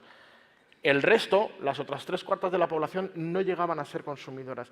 Y nos decían además que un consumidor en Vitoria, un consumidor en Madrid, un consumidor en Bilbao, un consumidor en San Sebastián, un consumidor en Camerún, nos identificamos, vamos por la calle andando y nos vemos, ah, tú eres como yo, tú eres consumidor. Tenemos ciertos valores parecidos, es verdad que luego hay culturas, ¿vale? o hay factores culturales, pero como consumidores tenemos una cultura del consumo similar que nos lleva a pensar de formas parecidas y que nos lleva a buscar la felicidad de formas parecidas. Tenemos un lenguaje común, que es la publicidad, y tenemos una casa común. En algunos sitios yo he visto escrito incluso una catedral común, que son los centros comerciales. Y ahí vamos todos, perdón por la expresión, a rezar y a orar. Los consumidores tenemos esa religión del consumo ahí puesta y vamos para allá. Pero resulta que eso es válido para una cuarta parte del planeta. Las otras 3/4 partes del planeta no pueden vivir así. Es más, y esto desde que lo dijo el World Watch Institute, lo hemos empezado a utilizar todos los que hablamos un poco de este tipo de cosas. Estoy seguro que lo habéis oído, pero os lo voy a recordar. ¿Os acordáis de eso que dicen de si todo el mundo en el planeta, si los 7.000, 8.000 habitantes del planeta consumieran como consumo yo, necesitamos 4 planetas? Porque no hay recursos para todos. Pues de eso estamos hablando aquí. Estamos hablando de que mi nivel de consumo es insostenible con el planeta Tierra, de que no podemos aguantar este ritmo, de que vamos demasiado deprisas, de que tenemos 4, 5, hay estadísticas que dicen esto, pero que en casa tenemos 4, 5, 6 terminales de teléfono móvil en casa, que cada 6 meses tenemos que cambiar uno de ellos y que además luego no sabemos qué hacer con ellos, con los que tenemos ya obsoletos o supuestamente obsoletos. Y que si los tiramos estamos contaminando los ríos, el agua, el planeta, etc. Y si no, nos lo llevamos a países del tercer mundo donde tenemos los grandes vertederos electrónicos y allí que se las arreglen. Y si allí contaminan no pasa nada. Yo he visitado varias veces países de África, sobre todo Kenia, y he visto que coches que aquí, ahora estamos aquí con esto del diésel y de la nueva normativa europea del E6, el E7 y de que si los diéseles contaminan mucho y tal, y aquí parece que vamos, el otro día decía el gobierno que en 2040 ya no hay coches movidos por gasolina ni por diésel y que todos eléctricos. Bueno, como meta no me parece mal, aunque me parece un poquito utópica, pero bueno, por lo menos me permite avanzar, ¿no? Pero los países que tenemos legislaciones muy avanzadas y avances muy tecnológicos, países del primer mundo, es verdad que podemos permitirnos eso. ¿Y qué hacemos con los coches obsoletos que nos sobran? No los tiramos, se los vendemos a aquellos países que no tienen una legislación tan avanzada o que no tienen esas preocupaciones avanzadas. El problema, hay un triángulo, hay un cuadernito de Manos Unidas de hace muchísimos años, 1987, que habla de un triángulo muy viciado, y ese triángulo muy viciado me pone sistema de consumo, sistema, si queréis llamarlo así, capitalista, sociedad en la que vivimos, arriba del todo, pobreza y medio ambiente. Y nos dice que el sistema de consumo en el que vivo crea daño medioambiental y crea pobreza. Luego hablaremos un poquito de eso, pero crea eso de trabajo infantil, explotación, niños que entran en las minas para sacar el coltán, para poder hacer mis tablets, mis ordenadores, mis teléfonos móviles, etcétera, etcétera. Pero sobre todo en la base me habla de que el medio ambiente, el daño medioambiental sobre todo lo sufre la gente pobre y que la pobreza además es sucia, porque la pobreza no puede tener esas cosas que podemos tener los ricos para poder solucionar el mundo. Entonces, quedaros un poco con esa idea y quedaros, por lo tanto, con que trabajar desde una opción cristiana, desde una opción creyente, desde una opción católica, desde una opción de construir el reino de las bienaventuranzas, aquí y ahora, es trabajar por el decrecimiento personal y por el decrecimiento global. Trabajar por bajar el ritmo en el que estamos viviendo, que es mejor con menos, que hay muchas opciones para vivir sin comprar y sin consumir, que el ocio es una cosa que puede ser, que nos lo podemos pasar fenomenalmente, y nosotros que vivimos en un pueblo lo vemos, dando un paseo por el campo, por el parque, por tal, y no necesitamos ir al centro comercial. Mi hijo, vuelvo a poner aquí a mi hijo, pobrecito como se entere, mi hijo está empezando la adolescencia, tiene 12 años, está entrando, ¿vale? Y entonces empieza a entrar en un momento que ya, es verdad que ya tenía una cierta independencia de papá, me voy al parque, papá, mamá, me voy a las pistas y vendré a la hora de comer. Pero ahora empieza el papá, mamá, he quedado con mis compañeros de clase para ir a comer al centro comercial. Y ya empezamos a tener ahí esa nueva discusión. El otro día ya se fue, bueno, y ahí está aprendiendo también, yo creo que tiene que aprender un poco, venía escandalizado porque él había comido, y me voy a poner aquí la venda negra esa que nos ponemos cuando hacemos una confesión, había comido en un McDonald's. Pero bueno, está aprendiendo a ese tipo de cosas, pero venía escandalizado porque compañeros suyos de clase se habían gastado 30 euros. Estoy hablando de 12, 13 años. Se habían gastado 30 euros porque no saben manejar. Tenemos que enseñarles a manejar un poco ese dinero. Bueno, me estoy yendo un poquito a lo que quiero contar, pero tiene que ver con esto, ¿vale? Tiene que ver con el baja el ritmo, ¿eh? No todo es un tema de... Hay generosidad, hay formas de ser pobre desde el intercambiar, desde el compartir. Me vuelvo un poquito a los Hechos de los Apóstoles. Compartamos las cosas que tengamos. Hagamos lo que ahora se llama economía colaborativa y consumo compartido, consumo colaborativo. Podemos hacerlo. Hace muy poco he escrito, con un jesuita amigo mío, por cierto, he escrito un pequeño capítulo en un libro que dice que eso que ahora llamamos la economía compartida y los coches de economía compartida y tal, ya existía y sobre todo existía en las redes comunes, en las redes de apoyo mutuo y común que hemos tenido en las familias, en las parroquias, en los movimientos sociales, de que cuando a uno le falta y a otro le falta, bueno, pues y a otro le sobra, pues lo compartimos. Lo dejo también para mi última transparencia, pero ahí queda, ¿vale? Todos sabemos que tenemos esas redes de apoyo para y podemos bajar. Dos recomendaciones. En inglés dice ahí que el único crecimiento sostenible o la única sostenibilidad tiene que ver con ese decrecer, con ese bajar ritmos, con ese comprar menos y vivir menos. Dos libros. Por una vida sobria, de Gesualdi, que a mí me parece reivindicar un poquito esa idea de la sobriedad, de la austeridad, que es verdad que durante unos años en este país lo de austeridad eran los hombres de negro de Bruselas que decían gaste usted menos, pero no voy por ahí, pero esa vida un poco austera, pobre, mansa, de los que lloran, me parece una muy buena propuesta. Y luego de mi amigo José Izaguirre, escribió este libro, Una vida sobria, honrada y religiosa, propuestas para vivir en comunidades de una economía basada en la pobreza, la mansedumbre y el llorar, ¿no? En ese sentido. Así que me quedo con este primer bloque de transparencias, con esa idea un poco de crecimiento. Me voy al segundo. El segundo ya es un poquito más durillo, en algunas cosas. Bienaventurados los misericordiosos, los pacíficos y los limpios de corazón. Misericordia significa perdón, limpio de corazón para mí va a significar de alguna manera coherencia vital y obviamente pacífico pues significa paz. Varias propuestas que se me ocurren. La primera es que hay una serie de propuestas, igual que antes hablaba de una corriente en la economía, de la economía para la felicidad, hay una serie de propuestas, algunas más de corte laico, otras más de corte creyente, que me hablan de una cultura de la paz, de una cultura de economía basada en la paz, basada en la comunión, basada en la misericordia y basada en el perdón en ese sentido. Por un lado, las propuestas que hace la economía de comunión.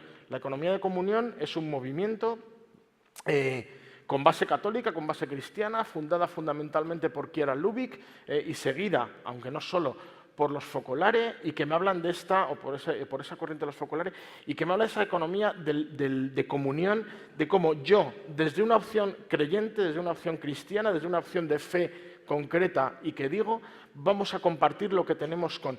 Habla de los empresarios, no suele hablar de las personas individuales. Habla de que yo, que soy emprendedor y empresario, tengo que crear empresas, tengo que crear emprendimientos para, con los beneficios que tengo, revertirlos en los que sufren, en los pobres, si queréis, en el diezmo, que podría ser esa otra forma de hablar que también conoceríamos, ¿vale? Pero tengo que dar gran parte de mis beneficios, revertirlo en las personas más pobres, porque así estaré en comunión con los pobres del mundo, con los pobres de mi territorio y de mi zona. Y ahí lo voy a dejar, la economía de comunión como una primera propuesta. Desde la creencia, si alguien está interesado, luego voy a poner algún libro que se puede leer sobre esto, pero bueno, es una propuesta, ya digo, muy desde ese poner en común otra vez, ¿vale? Y compartir lo que tenemos en común. La economía del bien común es una propuesta que nos hacen más desde una opción laica, es el título de un libro de Christian Felber, y esa economía del bien común me habla de, tenemos una serie de valores que son compartidos también por todos, ¿vale? Son una serie de valores como la transparencia, la sostenibilidad, la democracia, la paz, etcétera, etcétera, 5 o 6 valores muy comunes y vamos a hacer una economía del bien común dándonos semillas de cambio, por eso el logotipo que tienen ahí, desde esas semillas de cambio vamos a intentar cambiar un poco la economía, haciendo una economía basada en ese tipo de valores. Tienen unos balances, unos indicadores donde tú vas anotando lo que estás haciendo y de esa manera, bueno, pues vamos construyendo una economía para el bien común. No lo he puesto aquí, pero hay una persona... En el mundo de la economía hay una mujer, la única mujer que ha ganado el Premio Nobel de Economía. Solo ha habido una mujer en toda la historia de los Nobel de Economía, solo ha habido una mujer, se llama Elinor Ostrom. Elinor Ostrom murió hace unos años, es nórdica, es danesa, y escribió un libro que hablaba del procomún. Y ese procomún, el procomún es una cosa que también, sobre todo viene, nos va a sonar bastante conocido, no solamente desde la postura creyente, sino también los que venimos de áreas más o menos rurales, de los trabajos comunitarios, llegaba el martes de carnaval y entonces tocaban arrebato y todos íbamos a arreglar el puente porque todos trabajábamos por el bien común, por el procomún. Elinor Ostrom, que le dieron el premio Nobel por un libro que se llama Governing the Commons, gobernando o trabajando por los procomunes, ella dice que el procomún es aquello que es de todos y no es de nadie. Y que, por lo tanto, todos nos podemos aprovechar, pero todos lo tenemos que cuidar. Bueno, pues ahí me quedo con esa idea del bien común. Hay muchas cosas, el agua, el sol, los ríos, el aire no es de nadie, pero todos nos aprovechamos de él, porque todos lo respiramos, y por lo tanto todos lo deberíamos cuidar y no contaminar. Es una idea muy simple, pero que está ahí. Si lo traducimos más allá de lo que pueda venir de los años 80 cuando escribía Elinor Ostrom, y más allá de esa idea más medioambiental, el empleo es de todos, no es de nadie, todos nos aprovechamos del empleo y todos deberíamos a la vez cuidar ese empleo, que no sea un empleo precario, que no sea un empleo explotador, etcétera, etcétera, etcétera. Y así muchísimos ejemplos que podríamos poner. Interrumpo un momento para dar la bienvenida al autobús que nos faltaba, que acaban de llegar y nada, se les saluda. Bienvenidos, ongi etorri. Y así aprovecho para beber agua.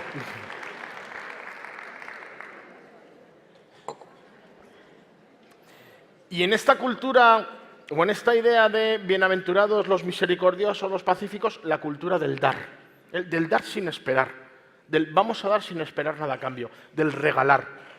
Es otra idea, llegan las Navidades, pues ahí lo dejo, ¿vale? Pero en esa idea un poco del dar sin esperar, esa cultura del, bueno, pues que tenemos que ser, porque es lo que se nos espera. Segunda parte, y tiene más que ver con la coherencia, con los limpios de corazón. Gracias a Dios, y gracias al trabajo de muchas personas, porque ahí lo pongo a Dios rogando y con el mazo dando, pero gracias a Dios y gracias al esfuerzo de muchas personas, algunas de las cuales estáis hoy aquí sentadas, hemos ido creando muchísimos instrumentos muy concretos, muy reales, para que las personas con ciertos valores, ya no digo simplemente creyentes, pero personas con valores, podamos ejercer nuestra economía, nuestras decisiones económicas coherentemente. Yo siempre pongo aquí el ejemplo de mi buen amigo Arcadio Oliveres. Arcadio Oliveres es un profesor de la Universidad de Barcelona, presidente honorífico de Justicia y Paz, habla muchísimo mejor que yo y cuenta cosas muchísimo mejor que yo, pero él siempre habla de aquella época en la que salíamos a la calle a decir no a la guerra y a salir a las manifestaciones y luego nuestro dinero estaba en un banco que financiaba armas. Ojo, ahí no estamos siendo limpios de corazón, ahí no estamos siendo coherentes con nuestra vida. Yo puedo salir a decir no a la guerra, creo que es una obligación mía por tener unos valores de paz, de misericordia, de todo lo que queréis. Tengo que salir a la calle a decir no a la guerra o no a determinadas cosas. Pero si lo digo, ojo, mi mano derecha aquí tiene que saber lo que hace mi mano izquierda. Mis fondos en el banco no pueden estar financiando guerras, arma, alcohol, bueno, pues todas esas cosas que no nos gustan. Gracias a Dios hemos ido creando esos instrumentos. Tenemos, y lo estábamos hablando un poco antes de entrar, recordando viejos tiempos, tenemos banca ética en España, con sus luces y sus sombras, y que no están funcionando perfectamente, lo sé, pero tenemos un instrumento un poco mejor que los otros bancos. Tenemos a Triodos y tenemos a Fiare. Y tenemos dos bancos que nos están ofreciendo, si pones mi dinero aquí, en los dos casos te garantizo que tu dinero va a estar sirviendo al bien y no al mal, porque no solo no va a estar invertido en armas, alcohol, tabaco, trata de personas, trata de mujeres con fines sexuales, etcétera, etcétera, no solo no va a estar ahí, sino que además va a estar generando energía renovable, educación inclusiva, bueno, pues cosas buenas, porque somos una banca ética. En el caso de Fiare, además, te voy a dejar que tomes parte en las decisiones y te voy a sentar en una serie de comités y te voy a hacer que lo construyas conmigo. Bueno, eso ya es más de militancia, si quieres. Pero en ambos casos tengo un instrumento de ahorro maravilloso para poder poner mi dinero a funcionar y entonces ya puedo salir a la calle y decir no a la guerra, no a las armas, no a la trata de personas. ¿Por qué? Porque sé que luego, cuando vuelvo a casa, estoy tranquilo. Mi dinero también. Lo mismo me pasa con el comercio justo. Yo puedo salir a decir no a la explotación laboral infantil porque cuando llego a casa el café, el cacao, la mermelada e incluso el teléfono móvil que tengo, porque hay un teléfono móvil de comercio justo, es verdad que es muy complicado de obtener y bastante caro, eso es todavía una cierta anécdota hoy en día, pero bueno, empieza a haber cosas que me plantean que puedo tomar decisiones de acuerdo a esa coherencia que estoy buscando. Tenemos el mercado social, tenemos gran cantidad de ofertas ahora mismo de productos ecológicos, de productos orgánicos, de productos justos, de productos hechos sin mano de obra infantil, de productos que no han explotado a las personas, de compañías de seguros. Yo tengo 2 ejemplos personales, pero no por ponerme yo delante, sino para que veáis. Tenemos ahora mismo una compañía eléctrica que se llama, bueno, hay muchas, la de aquí de Euskadi no recuerdo ahora el nombre, pero tenemos a Som Energía. Som Energía es una propuesta muy pequeñita donde tú te haces socio de una cooperativa. Eso es lo que pasa en casa, ¿no? Cuando estamos en casa siempre decimos, apaga las luces, que no somos accionistas de una compañía eléctrica. Yo soy cooperativista accionista de una compañía eléctrica y a mucha honra. Yo soy socio de una cooperativa que tiene una serie de campos en la zona de Tarragona donde se produce energía eólica y solar y el 100% de la energía que produce esta pequeña cooperativa, bueno, ya no tan pequeña, pero esta pequeña cooperativa eléctrica es toda renovable y toda no basada en petróleo, ni en nuclear, ni en ninguna de las cosas que ensucian. Y lo segundo, además, me siento partícipe de esas decisiones que tomamos sobre la luz. Por lo tanto, al final, el recibo de la luz es muy complicado, el mercado de la luz es muy complicado, lo que yo pago en la luz al casa al final es igual que lo que pagaría por Iberdrola o por Endesa, pero de alguna manera me siento partícipe. Cuando hace año y medio, 2 años, en enero, mayo del año pasado, la luz empezó a pegar una subida brutal, nuestra cooperativa decidió, tenemos fondos suficientes, tenemos un colchón maravilloso para no seguir subiendo, ¿vale? Os pongo otro ejemplo. Yo tuve un teléfono móvil de comercio justo, ya se rompió el pobre después de 3 años y no lo he podido cambiar porque la siguiente oferta que me hace la compañía de teléfonos de comercio justo, libres de coltán, con un diseño verde y tal, se iba de mis posibilidades de dinero y además hay una lista de espera brutal. Pero sí llamo, yo no llamo ni por Movistar, ni llamo por Vodafone, ni llamo por, ¿quién me falta? Orange, ¿vale? Yo llamo por una compañía que se llama Eticom.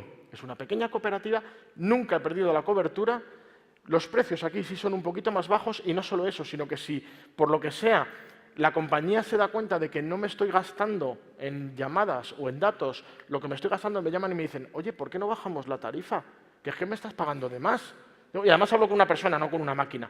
Bueno, hay formas de hacer poco a poco. Vamos construyendo. He puesto algún ejemplo, puedo poner más, pero en el fondo lo que sí os quiero trasladar es que, primero, hay muchas opciones cotidianas para hacer una economía más o menos coherente. Y lo segundo, que eso está hecho por personas como nosotros y como nosotras. Que eso está hecho por el esfuerzo de muchísima gente que ha ido trabajando y que se ha ido dando cuenta de que la economía sí era una cosa limpia. La economía era un instrumento de cambio, de transformación. El dinero servía para hacer, el dinero podía ser semilla. En vez de estiércol podía ser semilla. Bueno, el estiércol también abona y hace crecer las cosas, aunque huela mal. Pero el dinero puede ser semilla y una semilla que me hace crecer cosas muy buenas. Y ahí creo que tenemos mucho donde hablar y trabajar. No me voy a enrollar más porque en la segunda parte de la mesa redonda creo que van a venir experiencias concretas y todas las tenemos, ¿vale?, en nuestros lugares de origen, pero ahí me quedo con esa reflexión. Tercera parte, la de los misericordiosos, la de que los perdonan. En mi universidad hemos empezado un grupo de personas a hablar de reconciliación y hemos empezado a hablar de una economía de la reconciliación y hemos empezado a escribir sobre una economía de la reconciliación que restablece relaciones rotas y tiende puentes, por lo tanto, hacia unas relaciones económicas justas. Lo cuento muy rápido, pero más o menos para que os hagáis una idea. 4 relaciones que se han roto en nuestro mundo. 4 relaciones que hemos roto. La primera, me vuelvo a las ratas. Yo, como consumidor, he roto las relaciones de confianza que tenía con las empresas. Llegaron los de Volkswagen y me dijeron, compra mi coche que es ecológico, que es verde. ¿Vale? Bueno, y nos hemos creído que todos los coches ahora mismo son no contaminantes, son limpios, maravillosos. Bueno, nos hemos querido creer ese mensaje publicitario. Pero los de Volkswagen hicieron una cosa todavía peor, porque me decían, compra este coche que es el más verde de todos y mira, te voy a enseñar una serie de medidas que hemos hecho para decirte que éramos muy verdes. y sabían que las medidas estaban falseadas y sabían que estaban haciendo... Y cuando me he enterado, me he enfadado y he roto mis relaciones con ellos. Llegaron unos señores... Os voy a contar un ejemplo un poco personal. Yo hace varios años, muchos años, hice un estudio de marketing bancario. Y cuando hacíamos reuniones con personas, había una señora, todavía la recuerdo, del centro de Madrid, ama de casa, tradicional, 50 y muchos años, casi 60. Y, bueno, ¿qué hace usted? Pues mire, yo por la mañana me pongo mi bata, con mis rulos, las zapatillas de casa, bajo a la tienda, al mercado, compro la comida del día y voy a la caja. En aquel momento era Caja Madrid. Y voy a la caja a sacar el dinero que necesito. Si tengo que ir al banco, que es distinto de la caja, subo a casa, me arreglo, ya me pongo zapatos, me pinto, me maquillo y entonces voy al banco. Porque el banco no tiene nada que ver, la caja era la caja del pueblo, era algo nuestro y muy lo veíamos de casa. Y Caja Madrid engañó a esta señora y a otras muchas. El ejemplo personal, a mi tía. Mi tía, con 70 y muchos años, con una demencia senil incipiente, un Alzheimer incipiente, bajó a Caja Madrid. El director de la sucursal le dijo: tengo unos productos maravillosos, se llaman acciones preferentes, tú mete el dinero que no pasa nada, te vas a hacer rica, tal, no sé qué. Y mi tía las compró. Y mi tía le preguntaba a su sobrino, ¿cómo me habías dicho antes? Doctor en Ciencias Económicas Empresariales y máster en Economía Social. Su sobrino no tiene ni idea de esto. El director de la caja sabe mucho más. Las acciones preferentes son maravillosas, hasta que de repente se dieron cuenta que no las podían recuperar el dinero invertido ahí, que nos habían engañado, ¿vale? Y nos habían engañado no a los grandes financieros, no, habían engañado a la gente de la calle, a la gente del día a día. Y ahí hemos roto esas relaciones. Y hay que restablecer las relaciones, porque al final vivimos en este mundo. Y entonces tenemos que buscar empresas éticas, empresas del bien común, empresas que restablezcan esos puentes y consumidores que vuelvan a confiar en unas empresas que no les engañan. Hemos roto las relaciones público-privadas, porque resulta que esas personas a las que yo voto para que trabajen por el, como decía el rey de Bután, trabajen por el bien común, resulta que una vez que están sentados en sus sillones, hay honrosísimas excepciones, pero, o al revés, hay algunos, pero son los más visibles, se han quedado con mi dinero en el bolsillo. Y el dinero que pagamos con impuestos todos, y yo soy el que tiene que decir: yo creo que hay que pagar impuestos alegremente, porque los impuestos son una forma de redistribuir la riqueza, son una forma de que haya mejor sanidad, mejor educación, mejores carreteras, mejores infraestructuras y mejor tratamiento para la dependencia, si queréis. Así que animo a pagar impuestos, salvo que llegue un señor, una señora, y se queden esos impuestos para su bolsillo y para enriquecerse y comprarse un coche más fuerte y más grande. O salvo que, y me voy a las bienaventuranzas o al tema anterior, salvo que esos impuestos financien armas, financien regímenes que no respetan los derechos humanos, entonces me empiezo a enfadar. Lo dejo para dentro de un momento, para la siguiente transparencia, ese enfado. Pero hoy por hoy considero que, y se han roto esas relaciones, porque esas personas que yo ponía para gobernar por el bien común, gobiernan para el bien individual. No me gustan, tendremos que cambiar eso. Tercero, se han roto las relaciones de las personas entre sí. España es un país de acogida, España es un país hospitalario, a España nos encanta, a los españoles nos encanta la diversidad, nos encanta que haya gente de muchos colores, de muchas procedencias, y somos un país muy mezcla, porque también hemos sido un país que ha emigrado, hasta que perdonadme, pero lo voy a decir en ese plan, hasta que ese negro, y sobre todo ese niño negro le está quitando, o ese marroquí, ya el moro ya ni os cuento, ¿vale? O el gitano, le quita el cheque guardería, o me quita la beca de comedor, o me quita el empleo. Entonces empezamos a romper las relaciones entre las personas. Entonces ya no empieza a haber prójimos, empieza a haber competidores, y empezamos a tener problemas cuando rompemos las relaciones. Os pongo un ejemplo, aunque lo contaré dentro de un rato también. Resulta que, al menos en la Comunidad de Madrid, en los años más duros de la crisis, aquellas personas que no hubieran cotizado en el paro durante una serie de años, la tarjeta sanitaria se les podía quitar y podías no tener derecho a sanidad, porque había recursos escasos, así que si tú no eres... Y entonces podía haber gente que no tuviera... A la atención más básica sí, pero a determinadas atenciones empezábamos a tener problemas. Eso, gracias a Dios, no fue más allá, pero rompíamos las relaciones porque tú compites por los mismos recursos. Y no voy a contar mucho más, hemos roto las relaciones con el planeta, ya lo he contado antes, ya lo ha contado el Papa Francisco en el Laudato, pero de alguna manera tenemos esa ruptura. Termino esta fase de las transparencias. ¿Os acordáis del despotismo ilustrado? ¿Cuál era la frase esa de los ilustrados? Todo para el pueblo, pero sin el pueblo. Vivimos en una época de capitalismo ilustrado. Todo para el consumidor, pero sin el consumidor. No exagero, y es un dato real. Vamos a Carrefour, entramos al pasillo, al lineal, que se llama técnicamente, de productos, yogures y productos lácteos. 143 opciones de consumo en un solo pasillo. Todo para el consumidor, pero sin el consumidor. Que lo quieres con trozos, que lo quieres de fresa con fresa, que lo quieres de melocotón con melocotón, que lo quieres más bifidus, bifidus, que lo quieres más ecológico, más ecológico. Tengo todas esas opciones, pero no me han dejado plantearme sobre el modelo general que hay detrás de él, sobre el modelo de consumo que hay de él. Y que ahora lo quieres bifidus ecológico, también te lo voy a dar, hombre. Y que lo quieres bifidus ecológico de fresa y en envase de cristal, también te lo voy a dar. Pero no nos han preguntado sobre el gran modelo que hay detrás. Todo para el consumidor, pero sin el consumidor. La ilustración, el despotismo ilustrado, fue derrocado por la Revolución Francesa. En la Revolución Francesa, una de las cosas que hizo, igualdad, fraternidad y libertad, fue dar carta de soberanía al pueblo. Es verdad que solo a la mitad, solo a los hombres, a las mujeres todavía no tocaba, pero nos hizo soberanos, nos hizo que, bueno, perdón, a los hombres ricos, a los que eran ciudadanos, pero bueno, de alguna manera dio algo de poder al pueblo. Bueno, pues yo abogo en estas bienaventuranzas por una revolución consumidora hacia una soberanía. ¿Qué soberanías? Las que llevamos hablando. Soberanía alimentaria, que tiene que ver con que yo soy el que nosotros, los pueblos del mundo unidos, somos los que podemos decidir lo que cultivamos y a quién cultivamos, cómo cultivamos, y no las semillas de Monsanto o las semillas de las grandes multinacionales que son propietarias de muchas de ellas.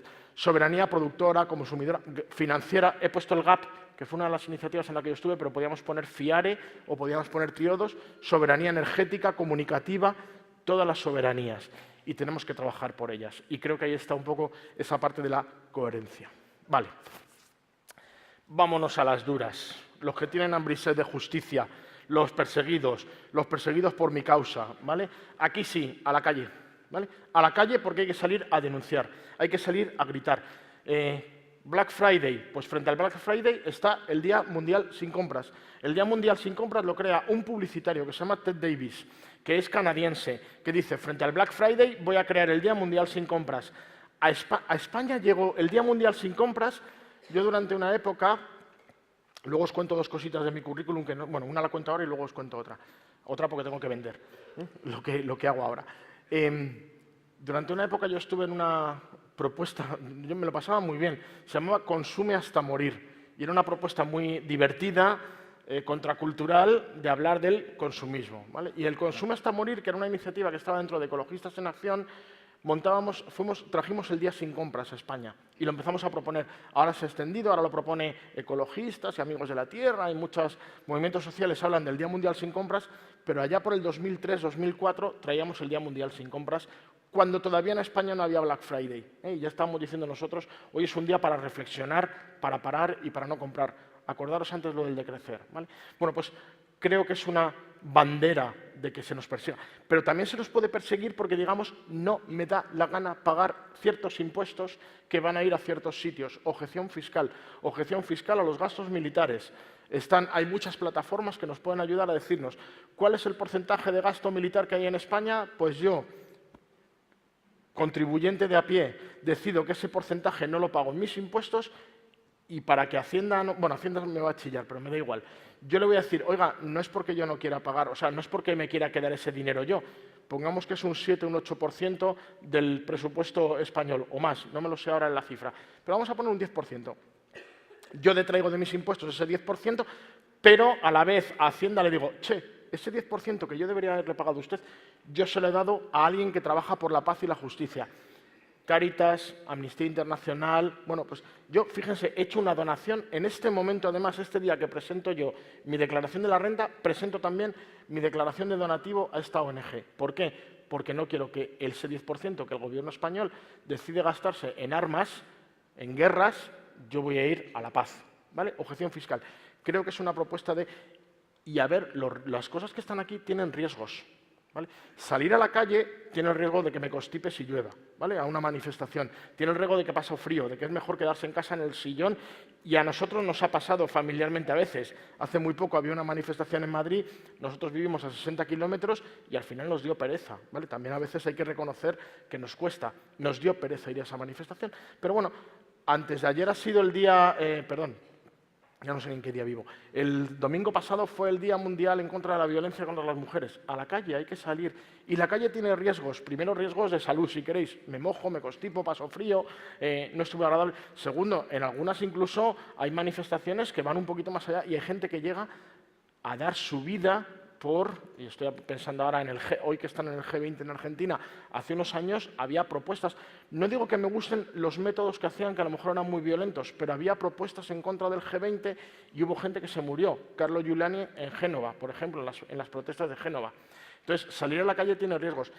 Hacer objeción fiscal tiene riesgos. Que Hacienda llegue y diga, vale, muy bonito, usted le habrá del 10%, pero usted me tiene que pagar. Le hago la paralela y le pongo una multa y encima le pongo unos intereses de demora. Sí, tiene riesgos, pero es que somos perseguidos, ¿vale? Entonces yo creo que hay que jugar con ese tipo de cosas. Justicia fiscal, quién debe a quién. Bueno, hay que estar metidos en los movimientos que denuncian las injusticias. Yo creo que es importante. Voy terminando.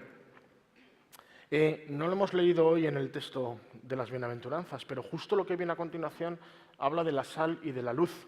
Y para mí es una de las últimas reflexiones que me gustaría tener esta mañana. Seamos sal y seamos luz.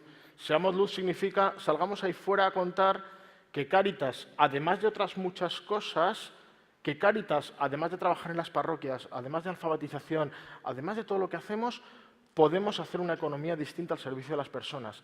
Que en Cáritas hay empresas de inserción, que en Cáritas hay grupos de comercio justo. Cáritas Euskadi fue uno de los primeros referentes. Cuando yo estaba en la coordinadora hace muchísimos años, Cáritas Euskadi era un referente en el comercio justo y tenía tiendas de comercio justo, cosa que creo que en ninguna otra zona de España, eso ya estoy un poquito perdido, pero al menos creo que en aquella época no había en ninguna otra zona de España que estuviéramos ahí, ¿no? Que Cáritas estuviera ahí. Salgamos fuera a ser luz, a ser testimonio de que se puede hacer otras cosas, a decir, yo llamo por teléfono con otra compañía, yo construyo una economía al servicio de las personas. Y seamos sal, que en este caso yo digo que la sal, por un lado, hace los alimentos más sabrosos, es verdad, y hace la vida un poquito más agradable y más rica, pero también escuece, ¿eh? Hay que echar la sal en las heridas para que escueza. Yo creo que es nuestra responsabilidad, y en este caso, en las heridas económicas. En esas rupturas que os estaba diciendo ahí, y las primeras las que tengamos en casa, si queréis, pero en esas rupturas entre las personas, entre las empresas, entre los gobiernos, en la corrupción, hay que estar ahí denunciando. Creo que tenemos una responsabilidad, ya no digo solamente como creyentes, como cristianos, una responsabilidad como personas de salir ahí fuera a denunciar lo que no nos gusta, a no callarnos. Y para mí ese es uno de los llamamientos que me gustaría hacer. Obviamente en lo económico, pero se puede trasladar más allá. Termino. Este señor, que ha salido ahí con una foto un poco rara, se llama Alan Fiske. Alan Fiske es un antropólogo y en el año 91, después de haber viajado a lo largo y ancho del mundo, escribió un libro en el cual habla de que los grupos nos relacionamos de 4 formas distintas. Y debajo de las formas que tenemos de relacionarnos dentro de los grupos hay una idea de justicia. Primera parte de relacionarnos, las relaciones de igualdad. Todas las personas que estamos en esta sala, por el mero hecho, bueno, todas, salvo honrosas excepciones que no os conozco a todos, pero bueno, vamos a suponerlo para el ejemplo. Todas las personas que estamos en esta sala, por el mero hecho de ser mayores de edad y tener un DNI o una... Bueno, luego cuento lo de la tarjeta roja. Por tener un DNI y un pasaporte español, tenemos los mismos derechos y obligaciones para con nuestro país, ¿vale? Porque lo tenemos así, porque está así establecido. Por el mero hecho de tener esa tarjetita, yo tengo la obligación de pagar mis impuestos, de participar en la democracia, de hacer un montón de cosas y tengo también todos los derechos que me da estar ahí. Y si rompemos esas relaciones de igualdad, se están rompiendo las relaciones de justicia. Si resulta que tú, aunque tengas el mismo DNI que yo, pero resulta que tú estás en el paro y yo no, entonces tú no tienes derecho a sanidad. Si resulta que tú eres una persona que has venido de otro país, de otra zona del mundo, y te hemos dado una cosa que se llama la cartulina roja o la tarjetita roja, que significa que te estoy dando asilo político, la tienes que renovar cada año, cada 3 años y tal, pero te doy la tarjeta roja significa usted está equiparado en derechos y obligaciones a un español. Vete con la tarjeta roja a abrir una cuenta del banco, vete con la tarjeta roja a empadronarte, vete con la tarjeta roja a sacar la tarjeta sanitaria, que ya verás lo que te dicen. Te dicen, yo esto no lo reconozco. En Madrid está pasando hasta hace poco. Es verdad que había detrás, vamos, en Madrid, en un pueblo de Madrid, Es verdad que había detrás un conflicto entre dos opciones políticas, entre dos partidos políticos, pero ha habido un alcalde de un ayuntamiento que no dejaba empadronarse a una niña adoptada india, procedente de la India, pero adoptada, y por lo tanto, adopción significa que tienes los apellidos de tu padre y de tu madre español y por lo tanto eres española en ese sentido, pues no te dejo empadronarte. ¿Por qué? Porque la madre es el rival político del alcalde. Y hemos tenido ahí un conflicto muy grande. Y esa niña no ha estado empadronada. Y al no estar empadronada no podía estar escolarizada. Y se ha tenido que ir al colegio del pueblo de al lado que sí la ha dejado escolarizarse. Y ahí ha habido una ruptura de estas relaciones de igualdad, de equidad que hablábamos antes, ¿vale? Porque no estábamos ejerciendo unas relaciones de justicia. Segundo tipo de relaciones. Y en estas relaciones también hay justicia. Son las relaciones de jerarquía. Voy a poner el mejor ejemplo de todos. En estos momentos, en este grupo, hemos establecido unas relaciones de jerarquía. Aquí mando yo y vosotros me escucháis. Yo os cuento lo que me ha parecido bien contaros y vosotros no os queda más remedio que aguantarme. Luego me pondréis en la evaluación lo que queréis, ¿vale? Pero es las relaciones que hemos establecido. Si me paso de hora ya llegará Maite. Yo también he establecido que Maite es la moderadora y en esas relaciones de jerarquía ella tiene un estatus distinto y si yo me paso, entiendo que es ella la que se me puede quejar. Perdonadme, vosotros no os podéis quejar si me paso de hora, pero ella sí. ¿Por qué hemos establecido estas relaciones? Relaciones de jerarquía. Relaciones familiares.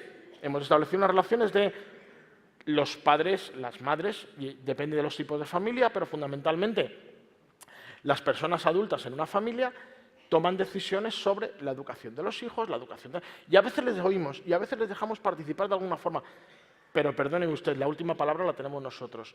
Y así es y no pasa nada. Y son esas relaciones de jerarquía que hemos establecido con esas relaciones de justicia.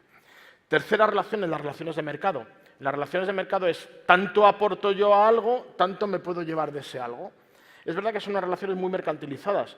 Oye, yo he trabajado más horas que tú. Oye, yo tengo más acciones que tú en esta compañía. Oye, he puesto más esfuerzo en esto, por lo tanto tengo más derechos sobre algunas cosas. Es verdad, a mí son las que más me cuesta establecer aquí las relaciones de justicia, os lo tengo que confesar, porque, como veréis ahora, bueno, también existen otros modelos donde, aunque yo dé mucho, no tengo... Pero bueno, es verdad que hay unas relaciones mercantiles que todos hemos dicho, si yo trabajo... ¿Qué ha pasado aquí?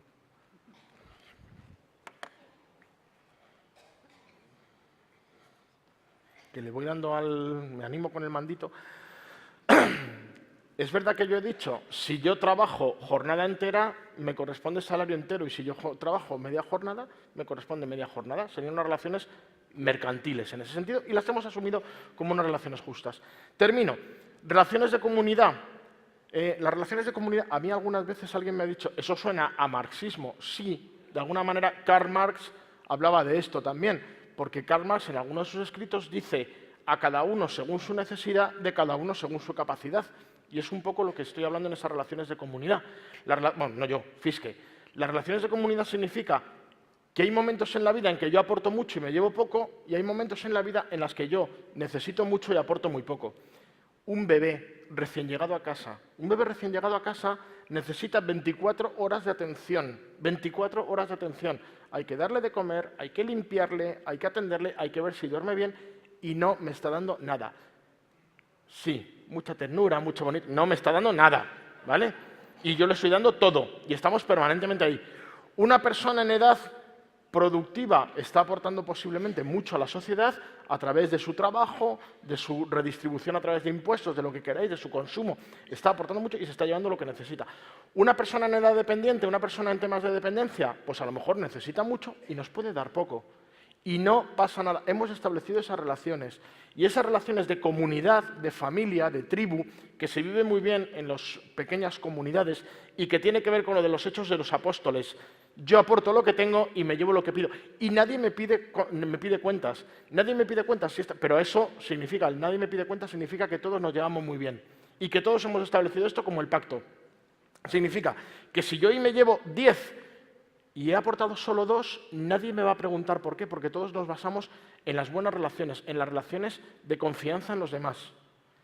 Esas relaciones de comunidad son las que yo abogo, y con esto casi termino, son las que yo abogo por llevarnos a una economía de las bienaventuranzas. Hagamos relaciones comunitarias donde todos nos llevamos, nadie ponemos en duda que nadie se esté aprovechando de los demás, en las relaciones de una economía basadas en la felicidad, basadas en las bienaventuranzas. Termino. Si alguien quiere saber algo más, por supuesto, los que están en eso es mío, ¿vale? Entonces vengo aquí. A ver, lo del vengo a vender mi libro, yo no veo un euro de estos libros, así que simplemente lo cuento por si alguien quiere contar algo más, ¿no? Tú compras tu voto, escrito en el año 2008, y tiene un poco que ver con esta democracia que ejercemos todos los días cuando vamos a comprar. Con mi dinero estoy ejerciendo opciones sociales, políticas y económicas. Donde pones tu dinero es donde pones tus valores y tu ideología. Economía de la liberación, un cuadernito de Al-Andar, un poco siguiendo los grandes marcos macro de la economía, y las cuentas de la vieja, apuntes para el empoderamiento económico, en Editorial San Pablo, de hace un par de años, 2015, si no recuerdo mal, 2017, perdón, 2017, bueno, ya no me acuerdo de qué año, habla un poco de esa parte de la soberanía que os he estado contando. Así que esos serían los tres, pero hay más inspiraciones. John Sobrino, en esa parte de bienaventurados los pobres, digamos que esta es la parte creativa de la bibliografía que he utilizado para construir esta conferencia y construir el librito de la OAC. John Sobrino, bienaventurados los pobres. José María Díaz Alegría, en el 9º Congreso de Teología, en el 10º, perdón, en el 10º Congreso de Teología, creo que vamos por el 20, no sé, muchos, ¿vale? Hace muchos años, Dios o el dinero. Es muy difícil de encontrar ese cuaderno, pero es muy interesante de leer. La economía del bien común de Christian Felber, la economía silenciosa de Luigi Bruni. Luigi Bruni es uno de los padres intelectuales de la economía de comunión que os contaba antes. Entonces, esa economía silenciosa, economía de comunión, empresas y capitalismo, nos puede dar alguna idea de esto. La teología del diálogo, la ética planetaria del Gran Sur de Leonardo Boff, o las bienaventuranzas, una contracultura que humaniza, de Luis González Carvajal. Son algunas lecturas que a mí, por lo menos, me han inspirado para construir esto. Pues nada, muchísimas gracias y espero que os haya gustado.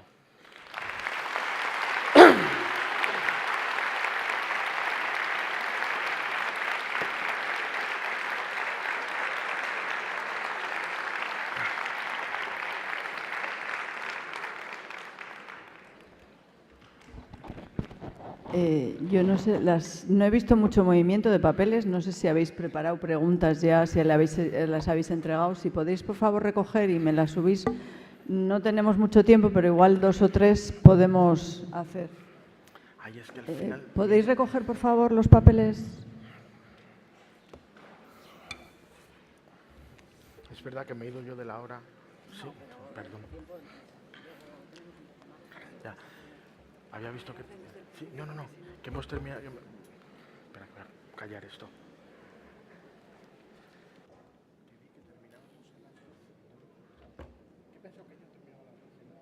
Ya. Bueno, no te preocupes, que... Espera.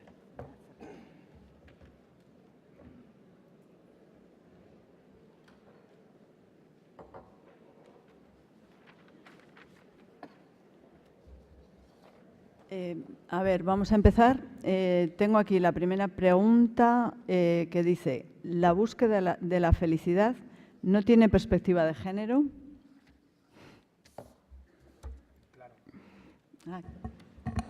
Claro, totalmente. Y podríamos hablar de la economía de los cuidados, y podríamos hablar de la economía feminista y del ecofeminismo, y podríamos hablar de la reivindicación de esa mitad de la población. Y antes no le contaba, uno va con el piloto puesto y es verdad que se me ha pasado algunas cosas.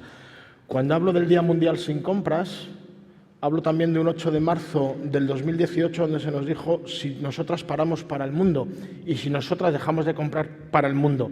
Entonces yo creo que esa perspectiva de género, por supuesto, pido disculpas por no haberla incluido quizás explícitamente en el discurso, pero por supuesto que lo tiene, ¿no?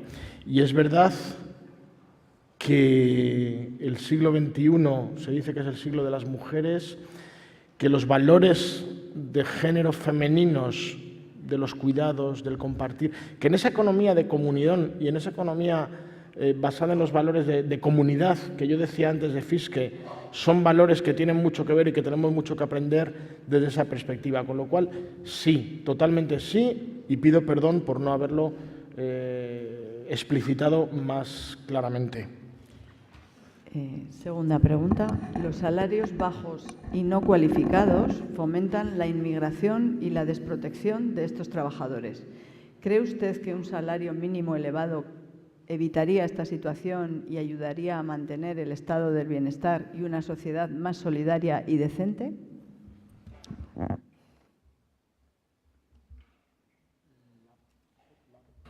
La pregunta da para otra hora y media.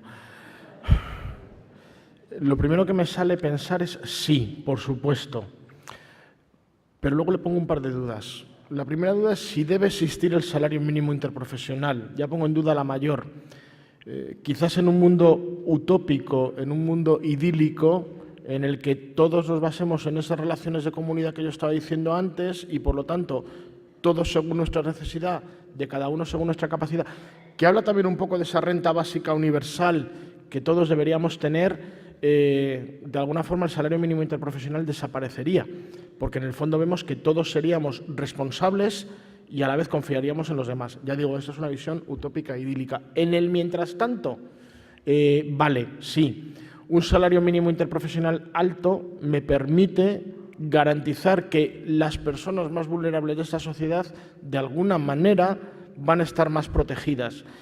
Claro, es verdad que en el sistema que hemos montado, el salario mínimo interprofesional, que de alguna forma, y ahora le voy a hacer otra lectura, pero que de alguna forma forma parte de un engranaje muy complicado y que se toman muchas decisiones en torno a ello, pues al final echa la ley, echa la trampa, ¿vale? Pero un salario mínimo interprofesional que me garantiza también un poco como indicador de referencia de pensiones, como indicador de referencia de rentas mínimas, como indicador de referencia de muchas cosas, sí, por supuesto. El otro día estaba en un encuentro de movimientos sociales, de un movimiento social muy concreto.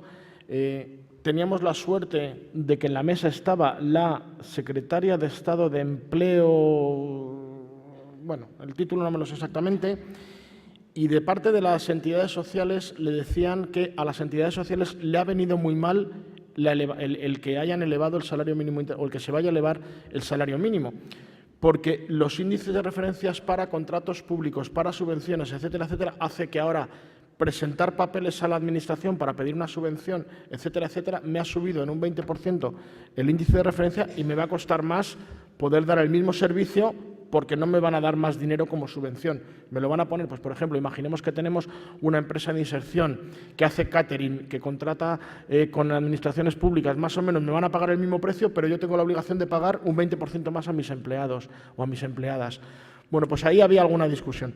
Pero la respuesta a la pregunta, así de prioris y con muchos alfileres, sí, yo creo que sí, que nos puede ayudar a generar una sociedad más inclusiva. Aquí tengo dos preguntas, pero bueno, esta es muy concreta. ¿Es posible sustituir por vehículos eléctricos todo el parque automovilístico movido por combustibles fósiles?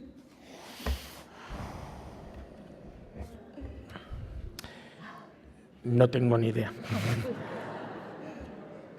A ver, me gustaría pensar que sí, pero a mí me gustaría pensar más en ¿es posible reducir a la mitad el parque automovilístico en España? Prefiero reducir el número de coches a sustituir los coches por coches eléctricos, pero seguir teniendo el mismo número de coches. Es verdad que los combustibles contaminan mucho, pero es verdad que los coches, hacer un coche es un gasto de agua, etcétera, etcétera, bastante grande, ¿no? y de recursos. Y en tercer lugar, y no soy un experto en esto, pero lo poco que he leído y he oído, ¿qué vamos a hacer con las pilas obsoletas cuando a los 5 años esas pilas haya que llevarlas a algún sitio? Entonces, por supuesto, coche eléctrico sí, mejor que un coche de gasolina, mejor que un coche diésel, sí, pero mejor la bicicleta, mejor bajar a la mitad, mejor el transporte público. Os voy a contar una anécdota muy tonta, pero que para mí ha sido muy esclarecedora y tiene que ver con las nuevas generaciones, con esa generación millennial o esa generación Z que nos viene detrás. El otro día un compañero mío de carrera nos manda por un grupo de WhatsApp: oye, ayudar a mi hijo que está haciendo un trabajo para la universidad sobre movilidad urbana de los jóvenes en Madrid. Ah, pues venga, vale, ayudamos. Es verdad que la primera duda, yo, bueno, gracias a Dios me considero joven porque podía contestar a la encuesta, pero vamos, era de los jóvenes. Cuando voy pasando por la encuesta y le voy intentando contestar, le respondo en el mismo grupo de WhatsApp: oye, yo no puedo contestarte esta encuesta. No has tenido en cuenta el metro y el autobús. Solamente me habla de Cabify, de Uber, de los coches eléctricos estos compartidos y de los monopatines eléctricos. Pero el referente que yo tengo, que es el tren y el autobús, el autobús y el metro, como referentes de transporte público, no estaban en la encuesta de estos jóvenes. Entonces, sí, bajemos a coches eléctricos y tal, pero a lo mejor también es una especie de moda que tenemos ahora y a lo mejor lo que tenemos que pensar es más transporte público, ¿eh? No nos olvidemos de esta parte de la ecuación. Bueno, y la última, ¿es compatible el decrecimiento con el sistema económico dominante actual? No. Cuando digo no es, precisamente por eso abogo por un decrecimiento, porque el sistema económico dominante actual nos lleva al crecimiento por encima de todo, al usar y tirar. Hay dos términos muy interesantes y hay un documental muy bueno que se llama Comprar, usar y tirar, que habla de la obsolescencia programada y que dice que estos aparatos y cualquier otro está diseñado para ser tirado dentro de 6 meses y empieza a fallarle la batería y empiezan a fallarle las cosas. Entonces, el sistema económico dominante con obsolescencia programada no me permite decrecer. Todo lo contrario, lo que me está incitando es a consumir cuanto más mejor. Porque, claro, si este móvil me dura 3 años o una bombilla me dura 50 años, entonces, ¿qué bombillas vendo yo? Con lo cual, tenemos un problema. El segundo es el de la obsolescencia percibida. Y la obsolescencia percibida es, aunque este móvil me funcione perfectamente, cualquiera que esté un poquito enterado del mundo del consumo va a ver que este móvil ya tiene 1 año y entonces yo no estoy a la moda, ¿eh? Y entonces hay una obsolescencia percibida, tienes que cambiar. Tú llevas este año camisa de cuadros, pero es que este año lo que se lleva es camisa de rayas, con lo cual tú no has contribuido este año a esto, con lo cual estás fuera de crecimiento, no es compatible. Otra cosa es que mi lucha sea por intentar cambiar el sistema económico dominante. Ya digo, una recomendación, el documental Comprar, usar, tirar, que es español, es de la 2. Y otra recomendación también, está un poquito ya obsoleto, pero creo que es muy bueno verlo. Hay un documental, hay un vídeo de estos, dura 20 minutos, de estos hechos con dibujitos de lápiz, que se llama La historia de las cosas. Verlo, habla mucho de la economía circular y da muchas pistas de ese decrecimiento. Bueno, pues yo creo que ya nos hemos pasado, vamos bien con la hora, de momento. Tenemos aquí, por los que no habéis estado al principio, vosotros tenéis que bajar las escaleras y acceder a esta sala de aquí al lado, donde se va a servir, vamos a hacer el descanso con un café y acordaros que vamos a hacer un photocall que está preparado allí todo al fondo y que, bueno, pues que vamos a hacer fotos en grupo con mensajes solidarios. Por favor, para las 12:30, tener en cuenta que hay que volver otra vez aquí, ¿vale? Gracias.